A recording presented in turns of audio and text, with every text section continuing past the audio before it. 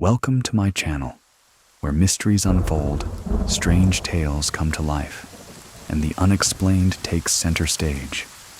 Here, we dive deep into eerie legends, unsolved cases, and supernatural phenomena that defy logic. Are you ready to step into the unknown?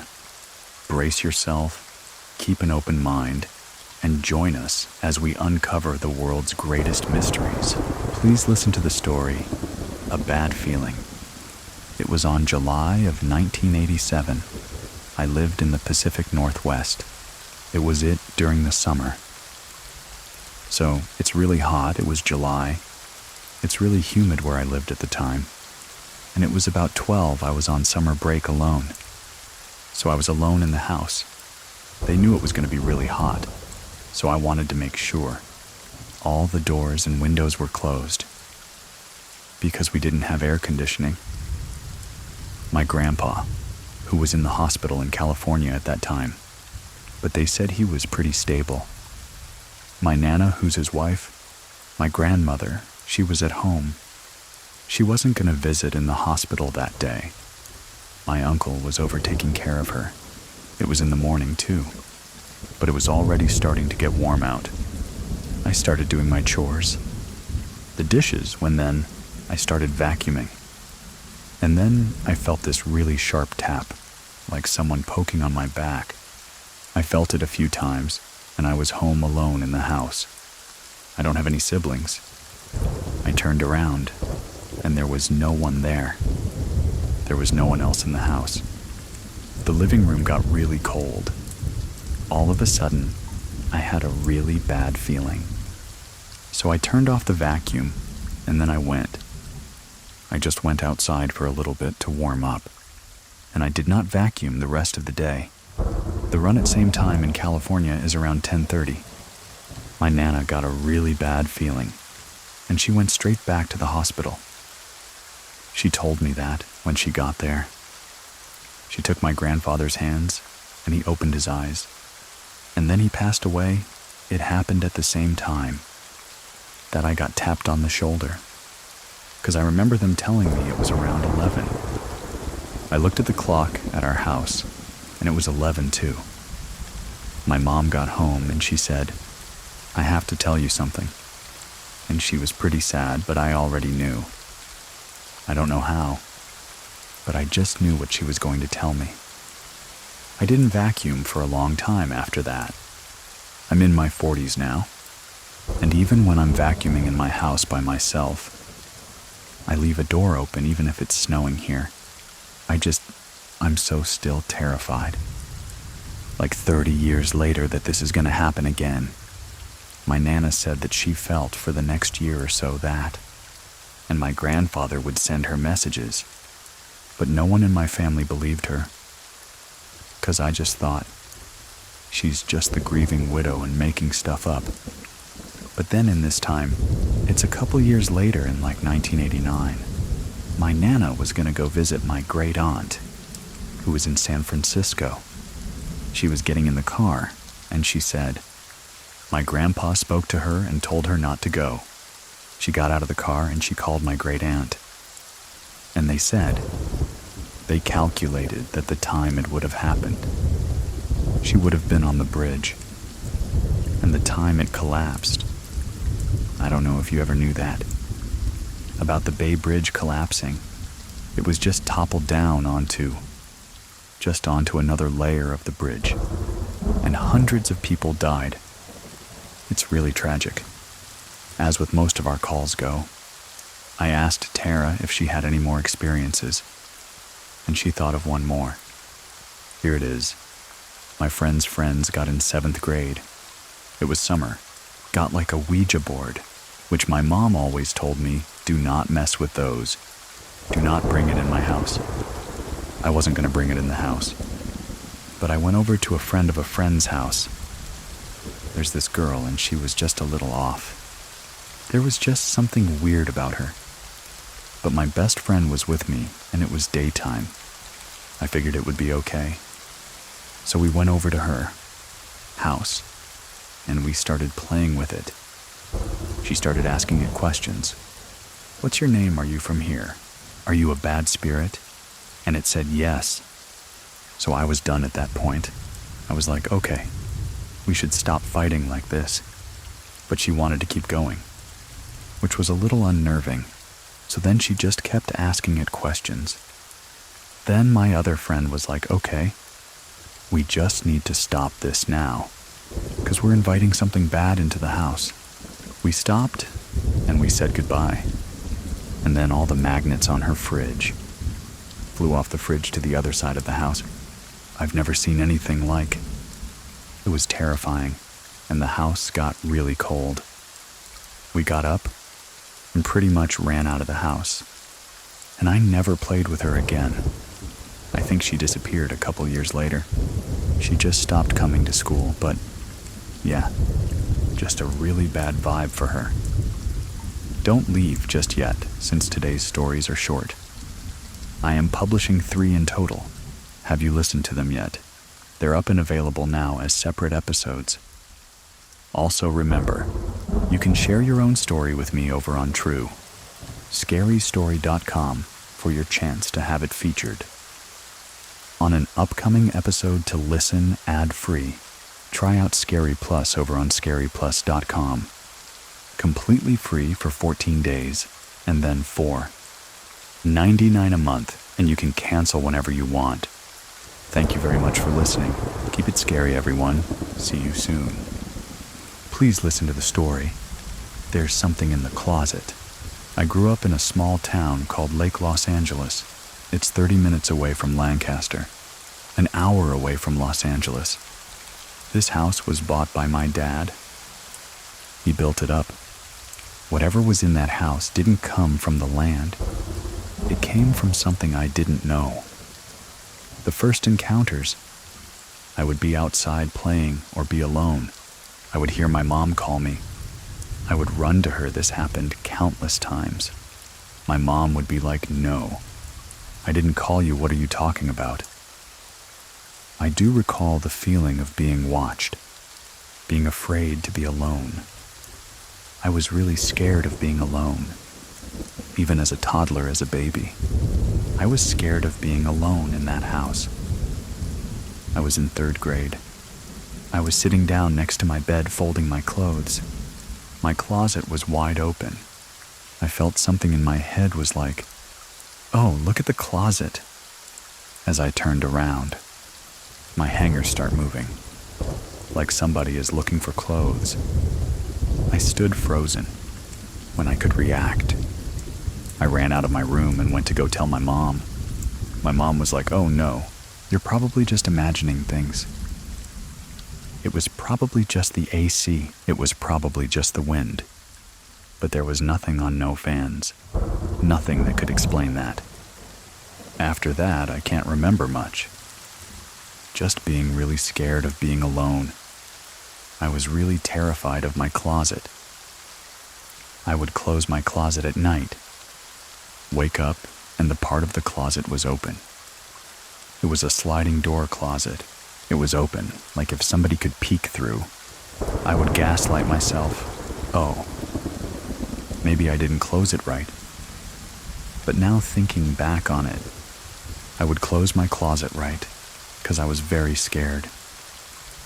I was in 4th grade when I actually started seeing whatever was in the house. My dad had an office room. Our hallway was really long. It just had doors. I was sitting there in my room watching TV. My dad was in his office earlier. I never saw him leave. But all of a sudden, I did see him walk by. I was going to ask my dad, "Hey, can I play pinball on the computer? Or go on Club Penguin?" I walked into the office. It was just pitch black. When I had just seen whatever that figure was walk into that room, that's when I was like, there's something wrong in this house. I saw that figure go into the room. Since the hallway was dark, the room was dark. I didn't make note of it. I didn't think, but as I walked up to the door was shut when I opened it. The room was completely pitch black. There was nobody in there. I ran to the garage, told my dad. My dad is a very non-believer, and he was like, "No, it's just in your head. You're watching movies," I told my mom. I feel like my mom always knew what was going on in that house. She would always try to keep it calm by telling me it was just my imagination. I continued to see shadows out of the corners of my eyes or the closet. I would hear noises in the closet, rustling, things like that. We left to Mexico for vacation, and we came back. I overheard this conversation. My uncle was telling my mom that in my room in the closet he heard voices. He heard rustling. He felt something, a very negative presence watching him. My mom was like, "Oh, it's just our sister," because her sister had passed away. My uncle was like, "No, that is not a presence of our family. That is the presence of something bad." My mom chose to blow it off. Later on, I think I was in 6th grade. I don't remember a lot of stuff. Maybe I blocked it out because I was so scared. I used to love watching a haunting. I was sitting there watching with my dog. I started hearing my dog.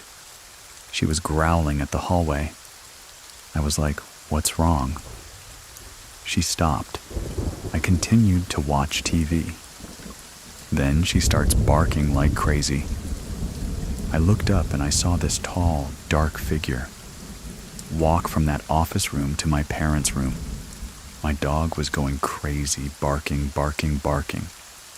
I grabbed her and I went outside and I was like, "Hey, this is what I saw." They always wanted to tell me that's not what you saw, that it was just in my head or in my imagination. I know it was it. After that, things started to pick up a lot. I started feeling things touch me and whisper right next to me. There was this one instance. My sister had come over. She was healing the relationship with our family. I was babysitting her son. He was toddler age 2 or 3. She left him in his playpen. They had all left to Walmart. I was left alone. I was in my bedroom cleaning, getting ready for school the next day. 'Cause it's Sunday, I felt like when somebody walks behind you. But somebody small. I thought it was my nephew. I was like, oh. He climbed out of his playpen's gonna go play. Next to my closet where I have all the toys, I start hearing rustling where my backpack was. Where all the toys were, I was like, hey, baby, stop doing that. It just continued. Out of the corner of my eye, I saw his figure, a small little figure there. I was like, hey, you need to stop. Don't rip my stuff.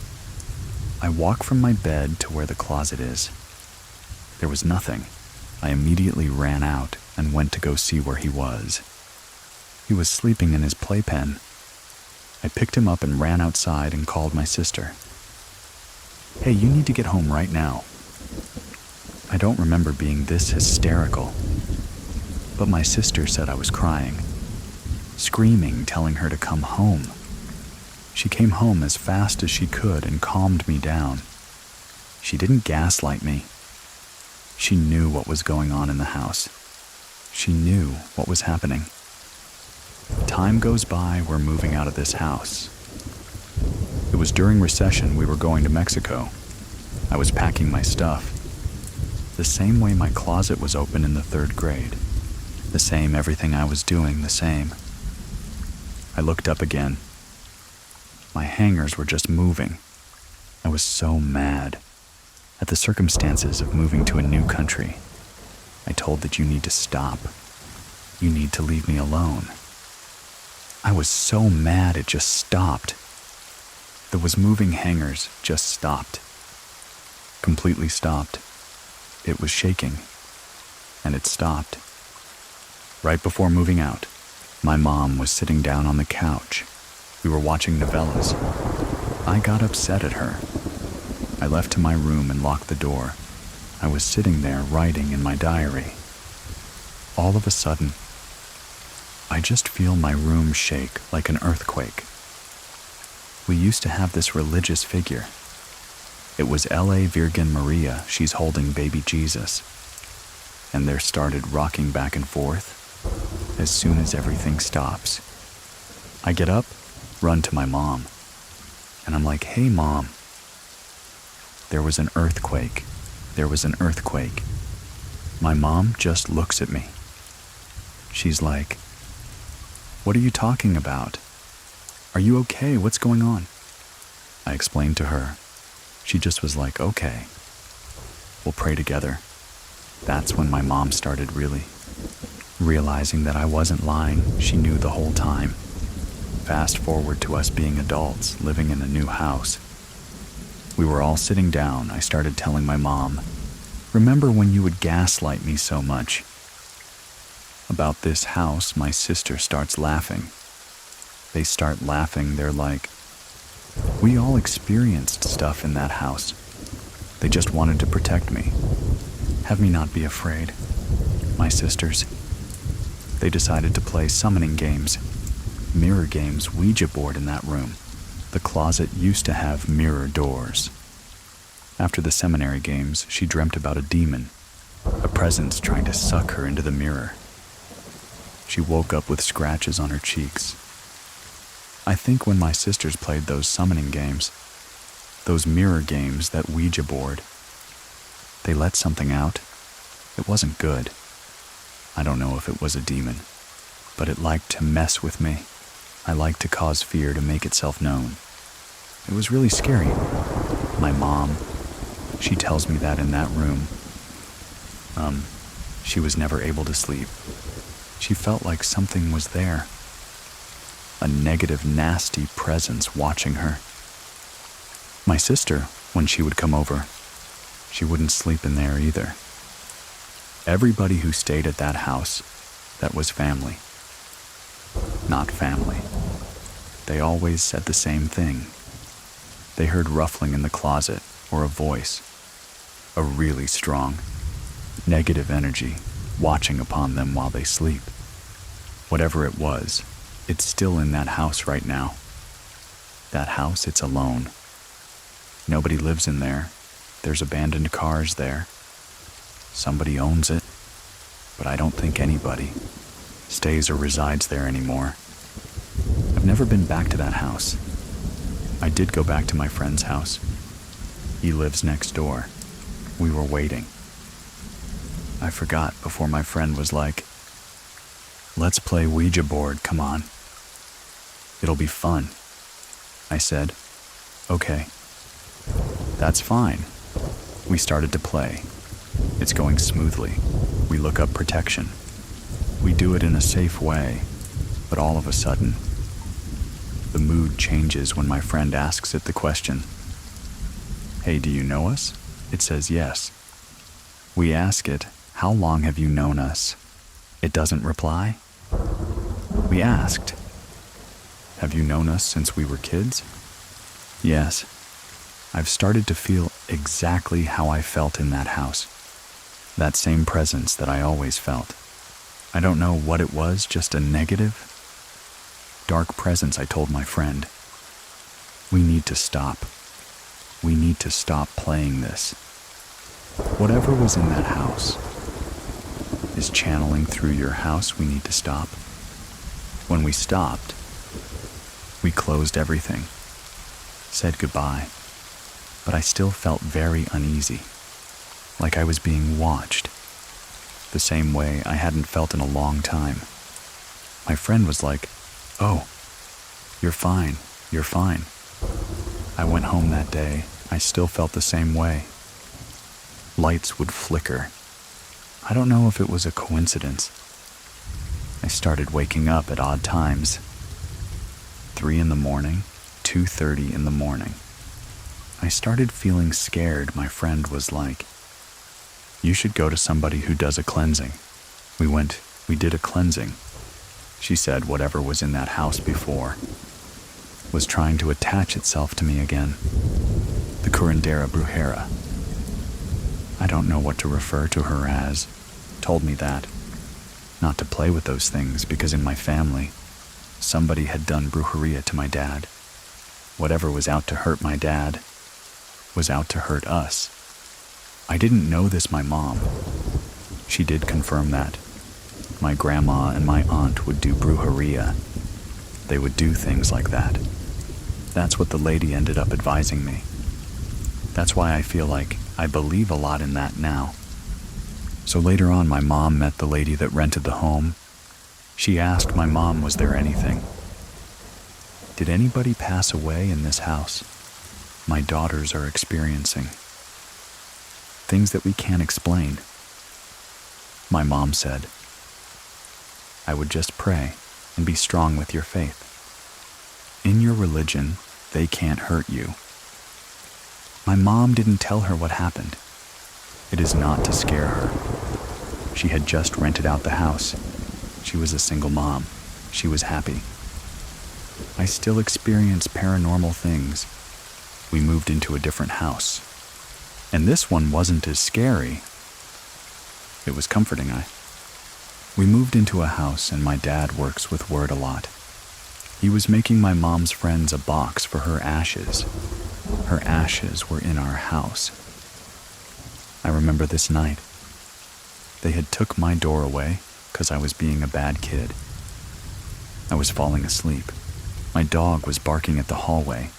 I pushed him so he would stop. I woke up, he's still doing it. I decided to cover him with the blanket. As I'm falling asleep, I felt something. Like when your mom used to wake you up to go to school. If she would touch your face to wake you up. That's what it felt like somebody was doing to me. I brushed it off. I thought it was my dog. Then I felt it again. I opened my eyes. There was nothing in the room. My dog was just sitting there frozen. I think he was scared. He was silent. I was like looking everywhere. There was nothing in the room. We say it's that person, my mom's friend, because I used to call her Grandma. I feel like in a way I was her coming to say bye. She never got to say bye to me. But that's a different experience. Not as scary as the ones in that house, where I felt things touching me or watching me. It's really scary to think there's things out there that to cause fear, that want to hurt you, especially when you're a child. Anyway, thank you very much for listening. Keep it scary, everyone. See you soon. See you soon. Please listen to the story, The Ghosts at Grandma's House. I was 9 years old. We lived in a small city in Tennessee. Most of the things started happening after my grandmother passed away. It was a really gloomy day. I was standing in the kitchen looking out the window. I got this little inkling like she's gone. He had just visited her in the hospital. She wasn't doing the best. By the time I got home, I just got this feeling like she's gone. I was overcome like grief. My mom came in, looked at her, and my mom was like, Mama's gone. We had the funeral. And, a couple days after, I was getting ready for school. I had my uniform shirt out, laid out on the bed. I was like, oh, I forgot something, and I ran in the closet to grab what I needed. When I returned, my clothes were gone. None of my siblings in the house. My mom was in the kitchen. I look at the bed. I was confused. Like, where are my clothes? I look under the bed. On both sides of the bed in the drawers. I go into the living room, and I'm looking there, thinking maybe I time jumped or something. I don't know. I didn't know what to think. I was standing there confused. Where are my clothes? I know I put my clothes right here on the bed. Someone was whispering in my ear. It was a feeling. So I go in the closet. I'm following the feeling. I say out loud, all right. I put my clothes back or something to that effect. I counted to 5. 1, 2, 3/4. Aindavde. I go back out into the room. My clothes are right there on the bed. It freaked me out I wasn't crying, screaming, or until my mom freaked out. I was more curious, like what just happened. The weird part is my clothes are on the bed. I laid them neatly. When they were placed back on the bed, it looked like they were just thrown there really quick, not neatly placed like how I had just laid them. I knew all right. I'm not losing my mind as a 9-year-old. I find it so odd that after my grandmother passed away, this happens in the back of my head. I'm like she was playing a joke on me. Maybe she hadn't crossed over yet. She just wanted to let me know I'm here. She wasn't a jokester when she was alive or anything, but I feel like that was her way of letting me know I'm here. I hope that's what it was. That's what I tell myself for comfort. She did it. She just played a little joke on me. They say, you get a new body and new spirit when you cross over. Maybe she's her young self again and just like, I'll play a little joke on you. I didn't tell anyone in my family. I don't even think I've told my mom. I've told friends. Of course, everybody's like, what? I'm like, number. This really happened? I'm not crazy. But I've never told anyone in my family. When you're that young and something like that happens, it's just like a part of the kid imagination. That really just like shrugs it off. She had a house shortly after she passed away. We ended up moving into her house. My bedroom had a mirror, like the mirrors that built into the doors. I don't know if they still do that nowadays. But the mirror was built into the door. There's a full body mirror. There was this imprint of a shadow of a person in the mirror. From the shoulders up, it was almost like the person peeking. It just stayed there, imprinted in the mirror. It was a lady. She had this little top bun. I didn't pay it any mind. Nothing weird ever happened in that house. No funny noises or anything like that. We moved from Tennessee to a different state. We did a little moving around, and then we finally settled. We got this little 1-story house. It was a really simple layout. Walk in the door, the living room's to the right. But you can also walk in the living room and go to the other side of the wall and walk through to the kitchen. So it's a circle front door. Living room, you can go to the kitchen. You can just go around like that. To the left was the hallway. My room was on the left. There was a corner room. My mom room on the right, and the bathroom across from my room. One night, I was in a house. There was a lamp that sat on the opposite side of the living room. Anything in front of that lamp creates a shadow to the other side of the room before you enter into the kitchen. From the opposite side of the living room, there was a back door and short blinds on that door. I look up one night, and there's that same shadow of the top bun lady. I'm a little bit older this time, 15. I was like, okay, this isn't normal. There's no way that whatever it is could follow me. I'm thinking it's follow me.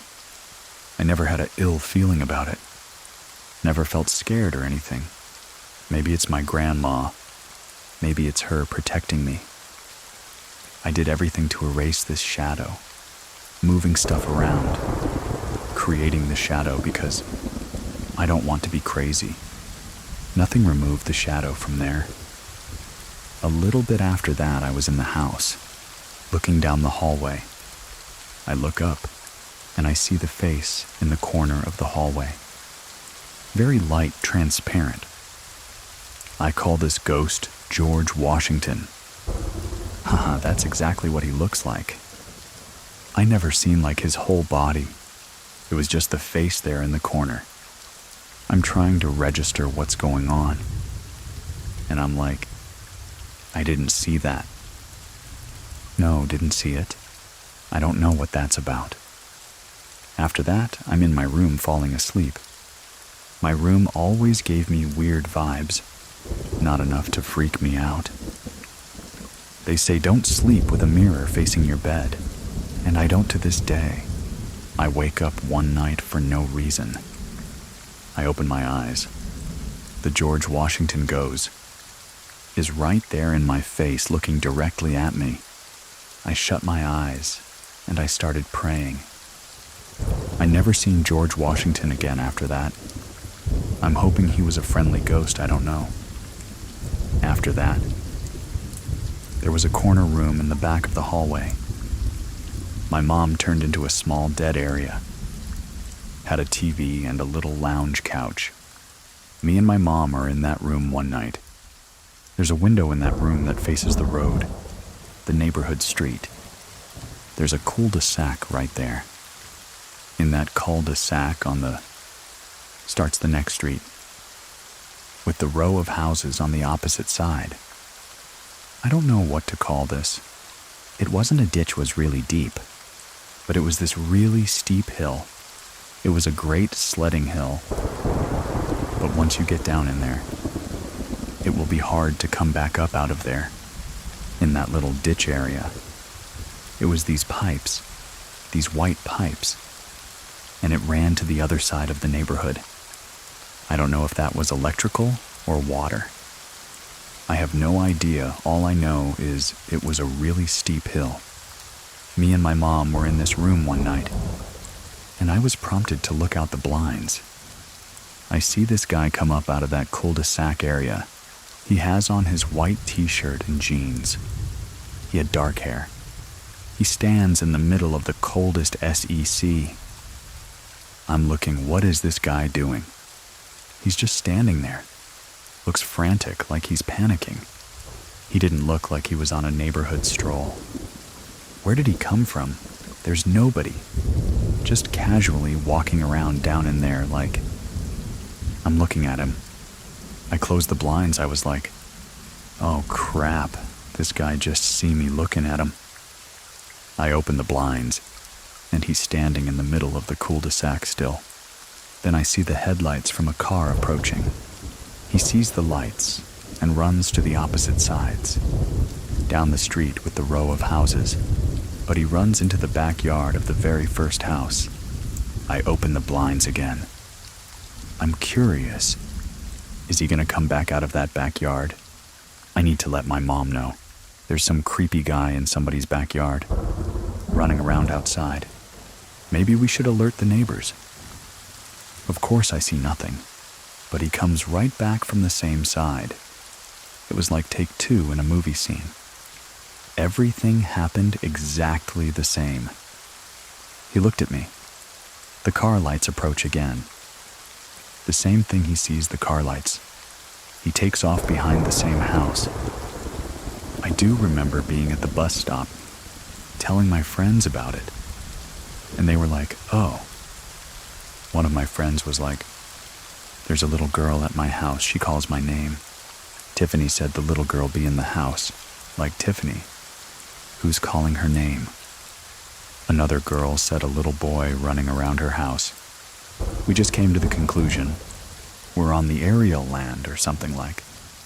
What's going on in this neighborhood?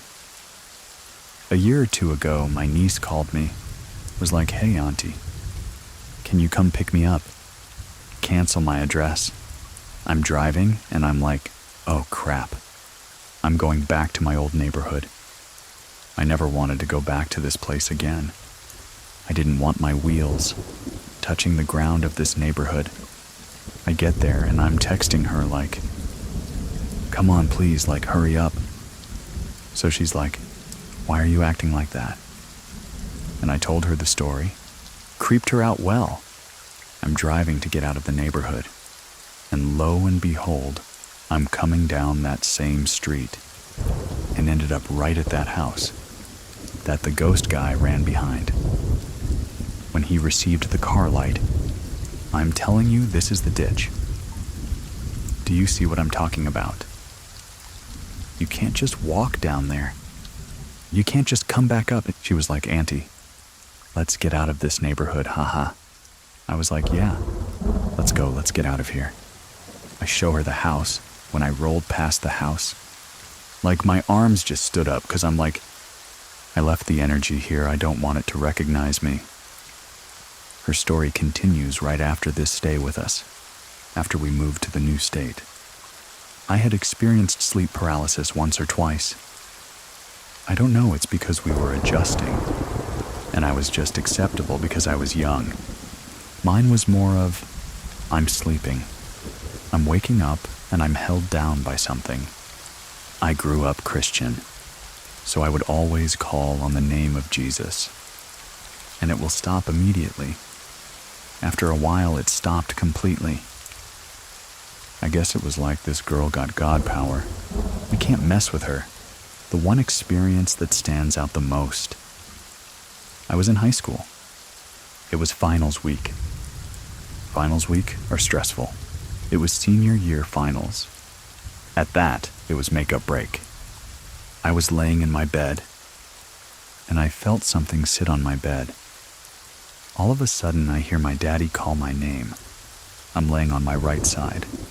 It comes on the left side, spoons me. My daddy used to be a pastor, so I don't know if that was my angel or something. But I hear my daddy call my name, and it releases me. I know this is an episode of sleep paralysis.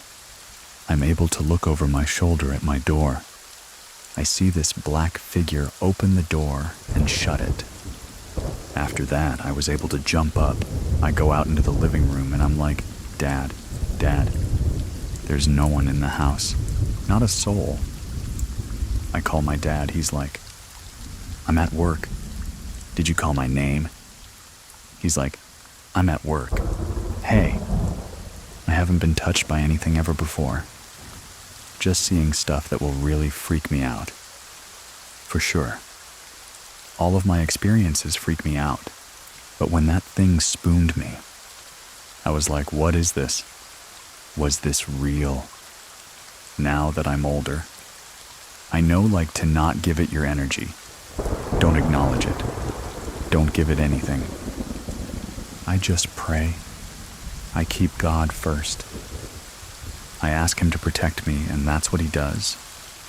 I think the last sleep paralysis episode I had was 3 years ago.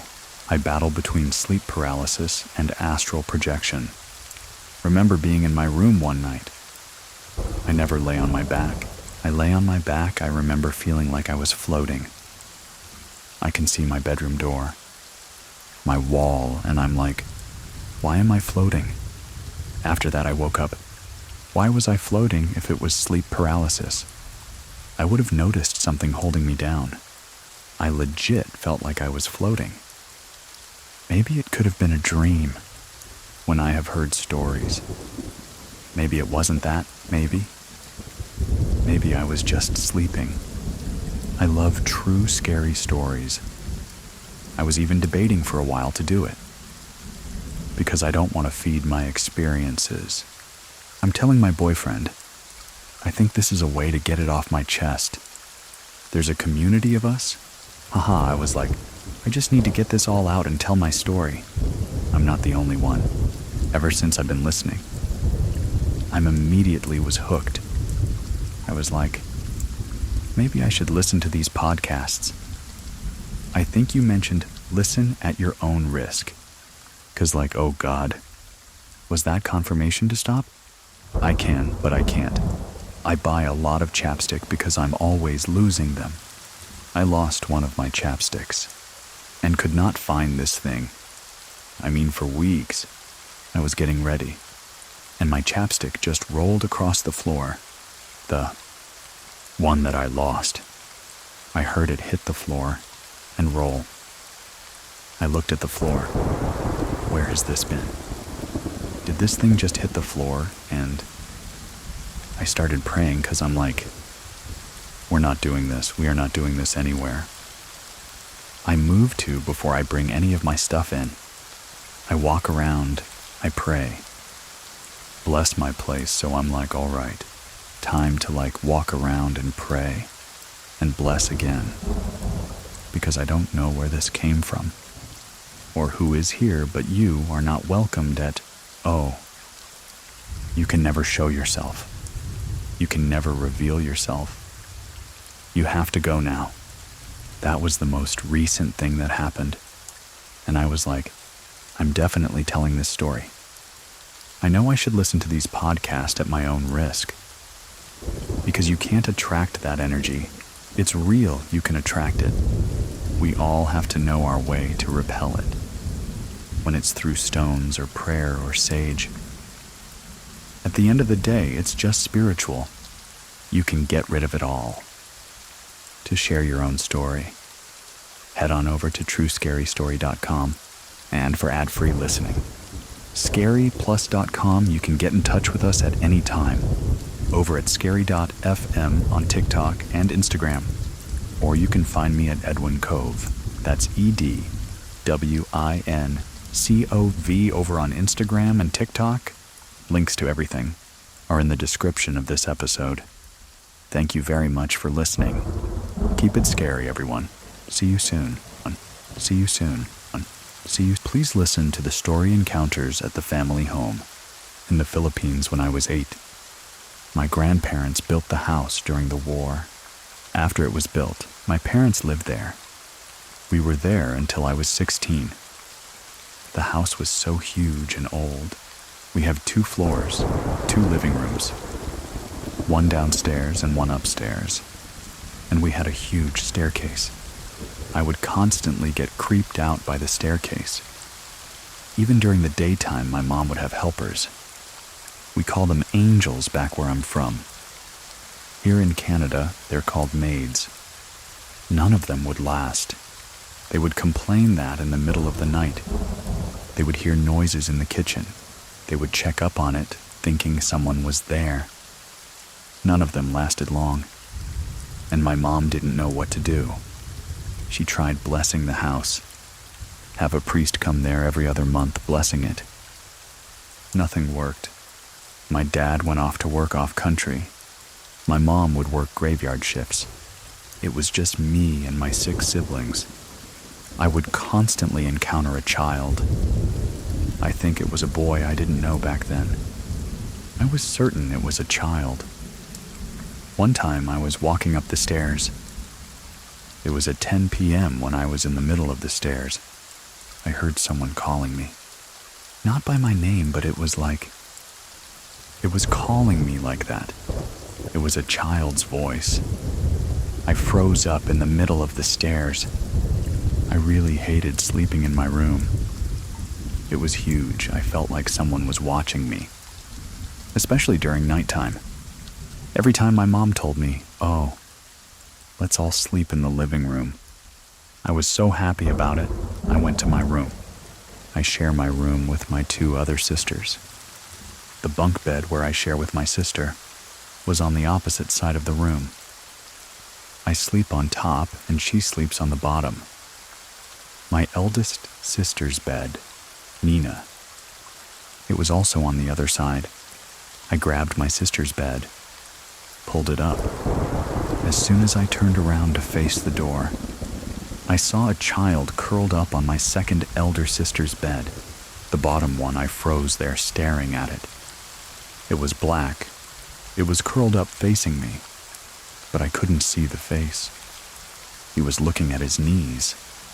I ran out crying to my mom as saying, "There's a kid on Alyssa's bed. Please do something about it." They all went to my room. They didn't see anything. There was this other time. We were all sitting on the dinner table. Nina.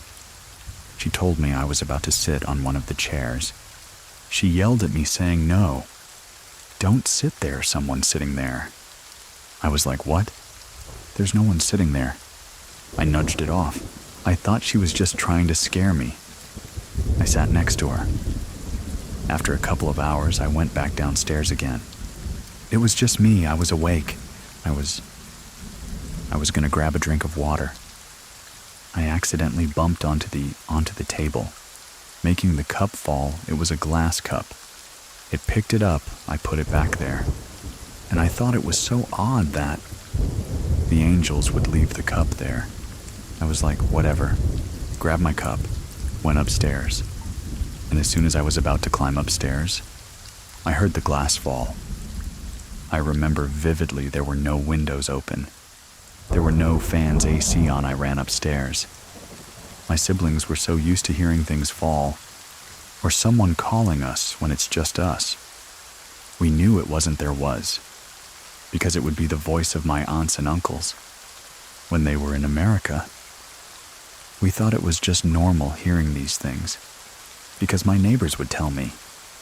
We experienced some of that things here at our house, so we were like, yeah, it's fine.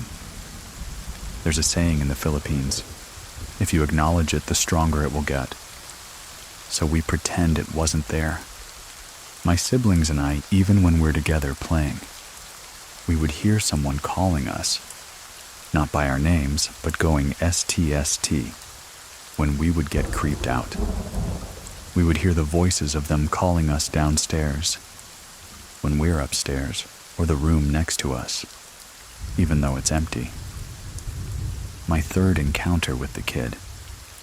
I was eating in the dinner table. It was dinner time.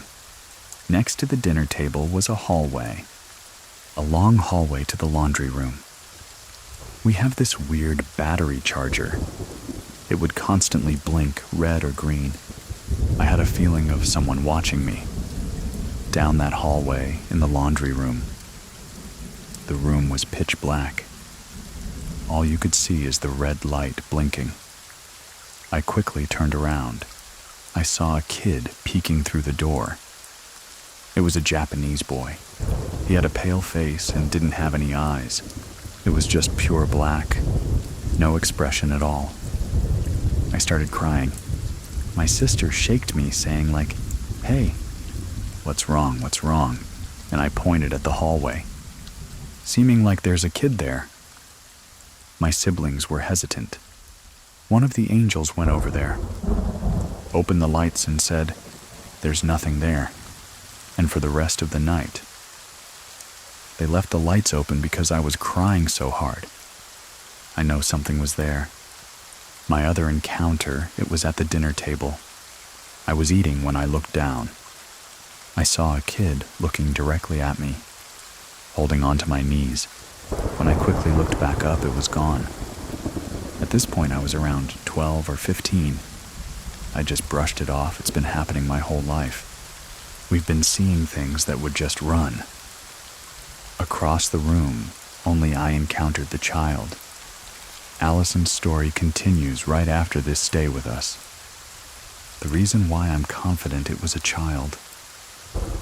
My aunt, before she flew to America, she had her friend come over, and she didn't know she was a medium, someone that can see ghosts and contact the dead. When she entered the house, she felt dread. She was overwhelmed with sadness. She said, "There are spirits here. One is a child, one is a woman, and one is a man." She felt creeped out. She didn't know what to do. That's why I know what I was seeing. My sister, Nina, she encountered the woman. The day before my mom's birthday, around October 27th, the night before, she was downstairs and back home. We call it terraces. It's just a huge backyard. It says terraces where people can get around. Think of it as a living room, but it's more spacious. There was a glass door, a huge glass door and wall, connecting the main living room and the terrace. It was around 10 p.m. All my siblings were upstairs. We had another maid, her name was. It was Atebeka. She was in charge of taking care of my little brother, Gabby, because he was still a kid back then. My sister, Nina, was downstairs fixing all the party stuff. She was hanging up balloons on the ceiling, banners, and at the corner of her eye, she saw Atebeka. It was odd, because all she was wearing was all dark. She was wearing black clothes, and she noticed she had only 3 fingers. She was staring directly at my sister. She looked just like Atebeka. She didn't bother with her. She went on shrugging it off. She slammed herself onto the glass door, and my sister stopped. It wasn't strong enough to make the glass shake, but you would hear it. It was strong enough that you could hear it. My sister looked at her and said, "What are you doing? There's a door right there if you want to walk through it." She got annoyed more than scared when she went back onto doing the decorations. Second time, she slammed herself full body onto the glass. She got more irritated. She was like, "What are you doing? There's a door right there at the Becca, if you want to walk through it." She pointed at it, but the girl wasn't looking at anything else but my sister. Direct eye contact. The third time was after a couple of minutes. It was so hard that she said the glass shook to the point it almost broke. My sister got so mad. She ran through the door and it was gone. She was then creeped out and went to the maid's room. It was on the first floor. They were all wearing pink and bright colors. And they said, like, "Have you seen Adabeka? She is upstairs taking care of Gabby." She said that's impossible, because she was just downstairs, watching me do the decorations. They were all so confused. She went upstairs, and Adabeka was upstairs in my mom's room. She was wearing a light blue shirt, pink pants. She got so scared. She started telling my siblings and Adabek that, "I saw you just downstairs wearing black. He had 3 fingers." She's like, "What are you talking about?" Another occasion, when my mom started believing us, is when Gabby was 4 or 5. He saw the woman again. This time, he was with Adabeka again, by the staircase. They were walking upstairs. Gabby told Adabeka to stop and move, because there's a woman walking upstairs. Adabeka got so scared, picked up Gabby and ran upstairs. Told my mom that your son is seeing things. That's when my mom was like, "Yeah. No, we're done. We're done." This was a week before my uncle visited us from America. They talked about it. He built another house somewhere far from here. We went to Project 6, and at the new house, it felt like a huge weight from my back was gone. I didn't feel like being watched. Then more I felt like, as if didn't need to worry so much or be scared. Around the house, before we left, the woman really made herself know that she was there. It wasn't my experience, but there was a picture of it. I wished I had that picture. In the downstairs living room, we had a huge mirror that, you know when you go inside a ballet's dance room, and there's a huge mirror just like that. We had one of those next to. It is all pictures of my aunts and uncles when they were children. One of the things that were standing out of it was a statue of a woman sitting down and a man playing a harp. Becca was taking pictures of herself on that mirror. She screamed so loud that my Nina and the other maid ran downstairs like, "What happened? What happened?" She was crying hysterically, saying, "There was someone next to me. There was a woman. It was a picture of an old Japanese woman. Next to her, all you could see was her face." My sister and the other maid tried to take pictures. Again, exact same pose, and where she was, thinking that they were just trying to prank them. And no, it was next to her. A woman with a pale face with red lipstick. She had no eyes. It was just dark. It was the traditional Japanese woman. Makeup, I know. This is because me and my younger brother, Miguel, were rough playing in the maid's room. And Becca was there. She said, like, "If you don't stop, this girl will take you." She showed a picture of it. At first we were confused and laughing like, "Yeah, you're just scaring us. That's not real." She told us, go ask the other maid and your sister. We went up to our sister and we asked. And she told us the story. I still remember the picture of that woman. It was very terrifying. I asked Becca if she would ever delete the pictures. She said no. She believed that if you delete the picture, you would set the spirit free. And what's stopping it from haunting her? Was that picture so after that? We finished packing up and left. Everyone left, my uncle put it up to sale, and there were new people that moved into that house.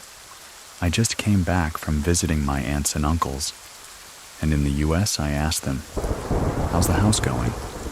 They told me the new owners were complaining about it. They just moved out too. It's just vacant at this point. No one wants to buy it. My grandpa was an architect. He built over a dumping site of Japanese corpses. He told me after we all moved out, if you have a story to share, head on over to True Scary Story, and fill out the form for ad-free episodes and more. Try out Scary plus Calm for free to get in touch. My details are in the description of this episode, and you can also follow our Instagram and TikTok over at scary.fm. Anyway, thank you very much for listening. Keep it scary, everyone. See you soon. See you soon. Please listen to the story, The Yellow House. We live out in the country. It's kind of country. We have cornfields, hay fields, and cotton fields. Whenever that time comes around, it's a 2-story house, and when you walk in the back door, you have stairs that lead straight up. It's our rooms on the top, and the restroom is right by the stairway. If you walk straight, my room is right there to the left. I was asleep. It was 2:30 in the morning, somewhere around that time. I had got up to go to the restroom. I was walking, and I always look down the stairs. Why, I don't know. But I always look down the stairs. I thought I saw a shadow, but I was half asleep. So I was like, maybe I'm not seeing things right. Something's going on. There's my mind playing tricks on me. Finally squinted my eyes and looked even closer. When I did that, I saw on our staircase a big black shadow. It looked like it was about 6 foot, real broad and shoulders kind of buff. That's how it looked. They were leaning against the stairs. Am I seeing that maybe it's just my imagination? Then I saw them walk to the side, from the side of the stairs to the front. Where you come up, I saw it start walking up, and I was like, oh my God, this is not my imagination. I ran in the restroom because I was right there. But when I finally came out of the restroom, I turned my head, looked down the stairs again. I saw the shadow walking up. I ran to my room. I closed the door. I called my husband.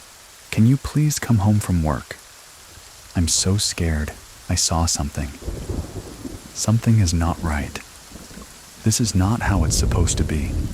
I'm freaking out. I just need you to come home, please. Like, make sure everything's okay. When my husband came home, he said that he didn't see anything. Everything was fine. So I told my mom about it. My mom actually prayed over the house. Her and my husband felt the hair on the back of their neck stand up. They know I don't know what it is. We couldn't figure out why I would see something. My sister, her and her boyfriend at the time were having problems. They had separated. She went to go spend the night at a friend's house. That morning the friend woke up and told my sister that he had a dream. He saw this big black shadow.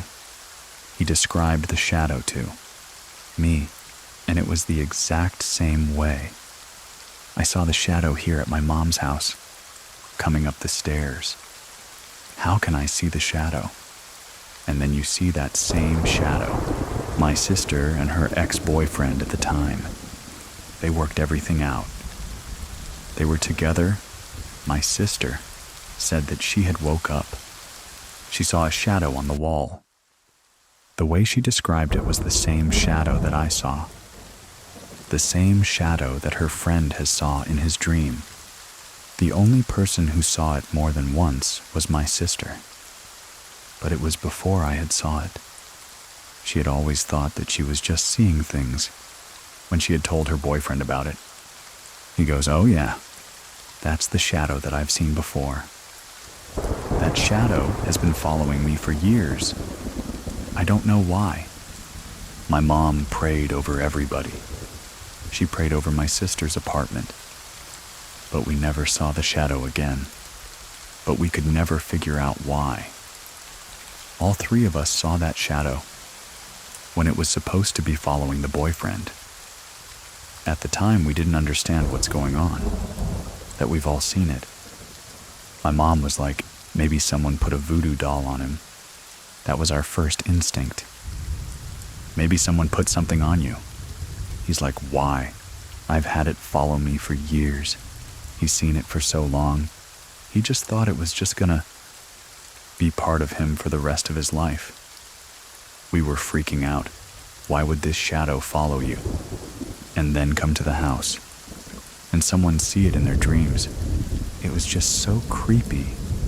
It's so hard to even explain the feelings you feel when you see something like that. Then to have two other people see the same thing in two different places. I was scared, I want to say, for 6 months. I was scared to even look down the stairs because I was always worried that I was going to see a shadow, just that same shadow again. After that, I was like, I'm not going to look down those stairs anymore. What if I see something? I don't want to go through that again. But after those months had went by, everything was okay.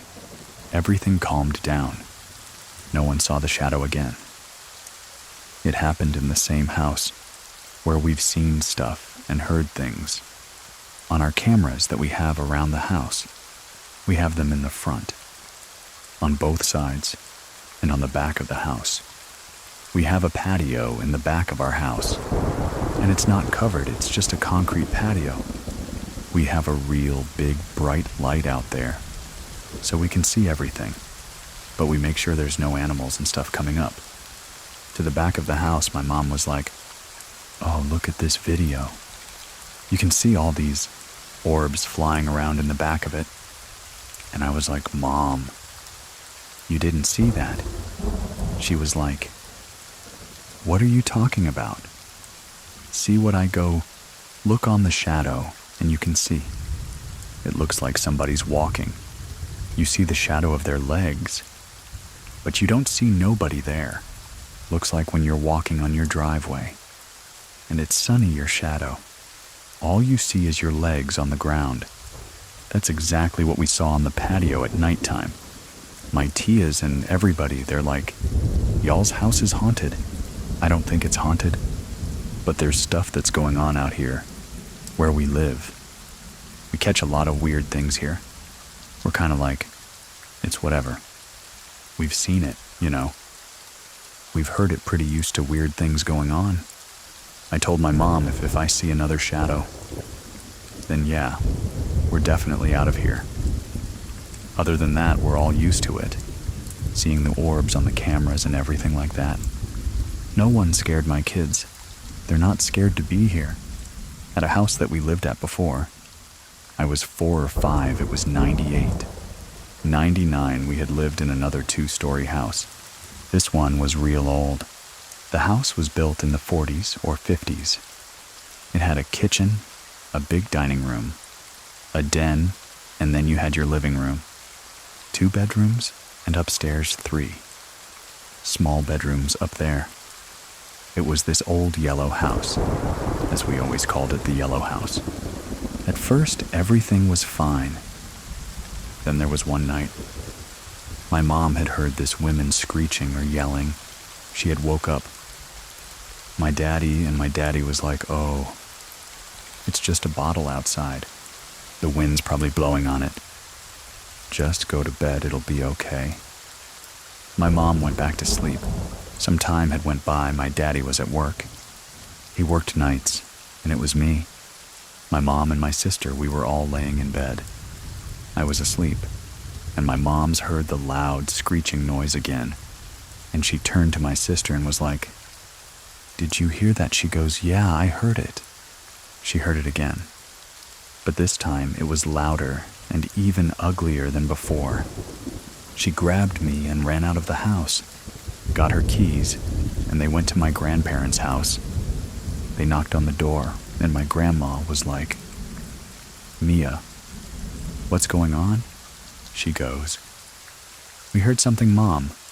In the house, I'm not going back home." She goes, "Well, you must have been in a hurry. You don't have your shoes on, or you have your purse." She left as she just grabbed the keys. We're trying to get out of there. My mom had told my Thea about it. My Thea was like, "Well, sister, you need to stand your ground. You need to pray. You need to fight it. Have a spiritual battle against this spirit. Let him know that this is your house, and they're not welcome here. They need to leave you and your family alone." My mama said, "Okay." She was asleep. We were all laying down. My daddy wasn't there. He was at work again. She heard that woman yell again, doing that screeching noise. My mom got up. She said a prayer for herself. She prayed over me and my sister. She was like, "All right, we're gonna do this. We're gonna fight this." She had spirit, "I don't know who you are or what you want with me and my family, but you need to leave us alone. This is our house. You need to leave this house, and you're not gonna bother us. We are not scared of you. We are not leaving. We are protected by the blood of Jesus." My mom kept doing that. She kept saying it. She heard the lady's screeching get lower and lower, where finally it stopped completely. Some time had went by again. My daddy had woke up and he told my mom, "Do you hear that? I hear a woman yelling." She turned around and told my dad, "No, I don't hear anything. It's probably just a bottle outside, that the wind's blowing ominously." But after my mom had prayed, we never heard that woman yell again. My mom got curious. She worked at a diner where a lot of older people would go in the morning. She started asking them if they knew anything about her house. They said, "The house used to be where a woman would have babies at, like a ward, and it had become a funeral parlor, where we would be sitting at watching TV in the den. That's where they would go in to view the bodies at." They were like, "If you hear something in the house, it wouldn't be surprising to us, due to the fact that it used to be a hospital where they would deliver babies, and then a funeral home. No telling what's probably attached to that house, or something that's not letting go for whatever reason." We were redoing the floor to figure out how old this house was. My dad had picked up a corner of the linoleum, and it was a newspaper under the floor. Like for base, we could read that. My dad actually had found an article about our house that we're living in that newspaper. I don't remember what it had said, but he told me and my sister, "This should tell you how old this house is, and no telling what's happened in this house. To see that there's newspaper under the floor that they've used in place of tarp. Stuff they put under for flooring, like for laminate. Our cousins, we all grew up real close together. There were always been the night at our house, but a lot of them have even said as well, they had heard things, the footsteps creaking, and my always thought was always just the old house. My dad would say, "It's just the old house, babe. Don't worry about it, it's probably just the floors." As I got older, I was like, all this to floors. Why are the floors making noise? You could hear footsteps in that house as well. But not long after that, we ended up moving out of the house. I kind of feel is that whatever my family has done in the past and things they've seen, I feel like sometimes we can see more of it because we have more but understanding, or we see things. I've always believed that if we do a lot of bad, that we're gonna see things or something's gonna happen, because that's what we were always taught. I've had an aunt way before I was born. She had been followed by the Latusas and everything. I had told my mom we've talked about it before. I go, I don't think we were followed by anything. I really believe that it was just the house. I said because every house that's an older house has a backstory that we don't know about, something that goes on in there that's happened that we have no idea. Some people don't even know what goes on. I said, so I'm sure things get attached in these houses, or sometimes they're wanting help, or sometimes they're just bad spirits. And we're there, and they think that we're just bothering them. That's what happened with my grandpa and 2 of his cousins, where he had said that. 'Cause we were always told, like, see an owl. You don't cuss at it, like you leave it alone. You just keep walking, because you cuss at it or you say anything, like they're gonna come and attack you. So anytime I see an owl, I'm just like, yeah, no, we're just gonna keep going. I believe that because my grandpa and our 2 cousins, when they were younger, they were going to a bar and they were walking and they saw this big owl. My grandpa was like, man, that's a lechucha, like passerella. Like, don't mess with it. His cousins started cussing at it in Spanish. They're like, well, you can stay out here and mess with it. We're gonna go inside. They went inside, and when they came back, his cousin was speed up. It looked like he had got into a fight. His shirt was tore up, and they asked him what happened. What was going on? We weren't even gone that long. He had said he had kept cussing at the Lakusa, and it came flying towards him, and picked him up from his shirt, and was dropping him. After that, I was like, oh yeah, they're definitely real. I see an owl, I'm never cussing at it. I'm just gonna keep walking, act like I don't see it. Everything will be okay.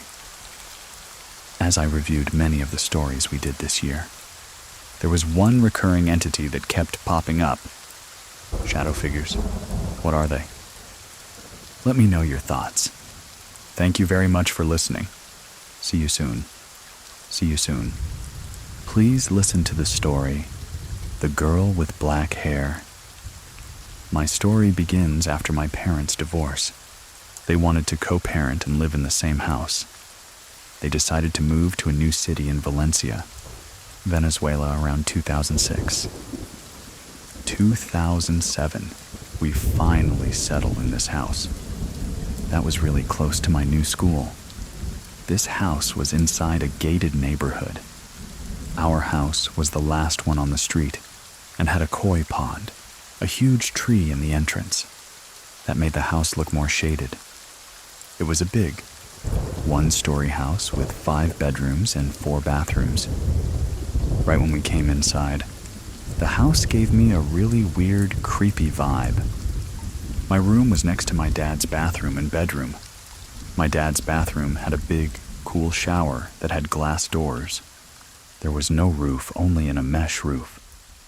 But a still rainwater and small leaves will get inside.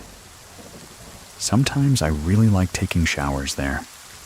I had to get inside my dad's room to use the bathroom, and I always felt like there was a really welcoming, bad vibe in his room. It was always the coldest room in the whole house. I didn't like being in his room because of that. I used to enter and leave in a rush every time I use his bathroom. When we moved, we had some boxes and things in the studio go missing. My mom couldn't find an error again. My mom and my siblings started seeing black shadows. In different parts of the house, we always have the feeling of being watched, and an unwelcome feeling. There was this day, I was in the studio using the computer. You could see the studio through a window. In the living room, my brother was in the living room when he saw a man behind me, watching what I was doing. One afternoon, I was in my room, doing my homework and listening to music. Suddenly, I heard someone pounding with their face on my window. Really hard. I was really scared. I was frozen for a moment, until I thought maybe someone was breaking into the house.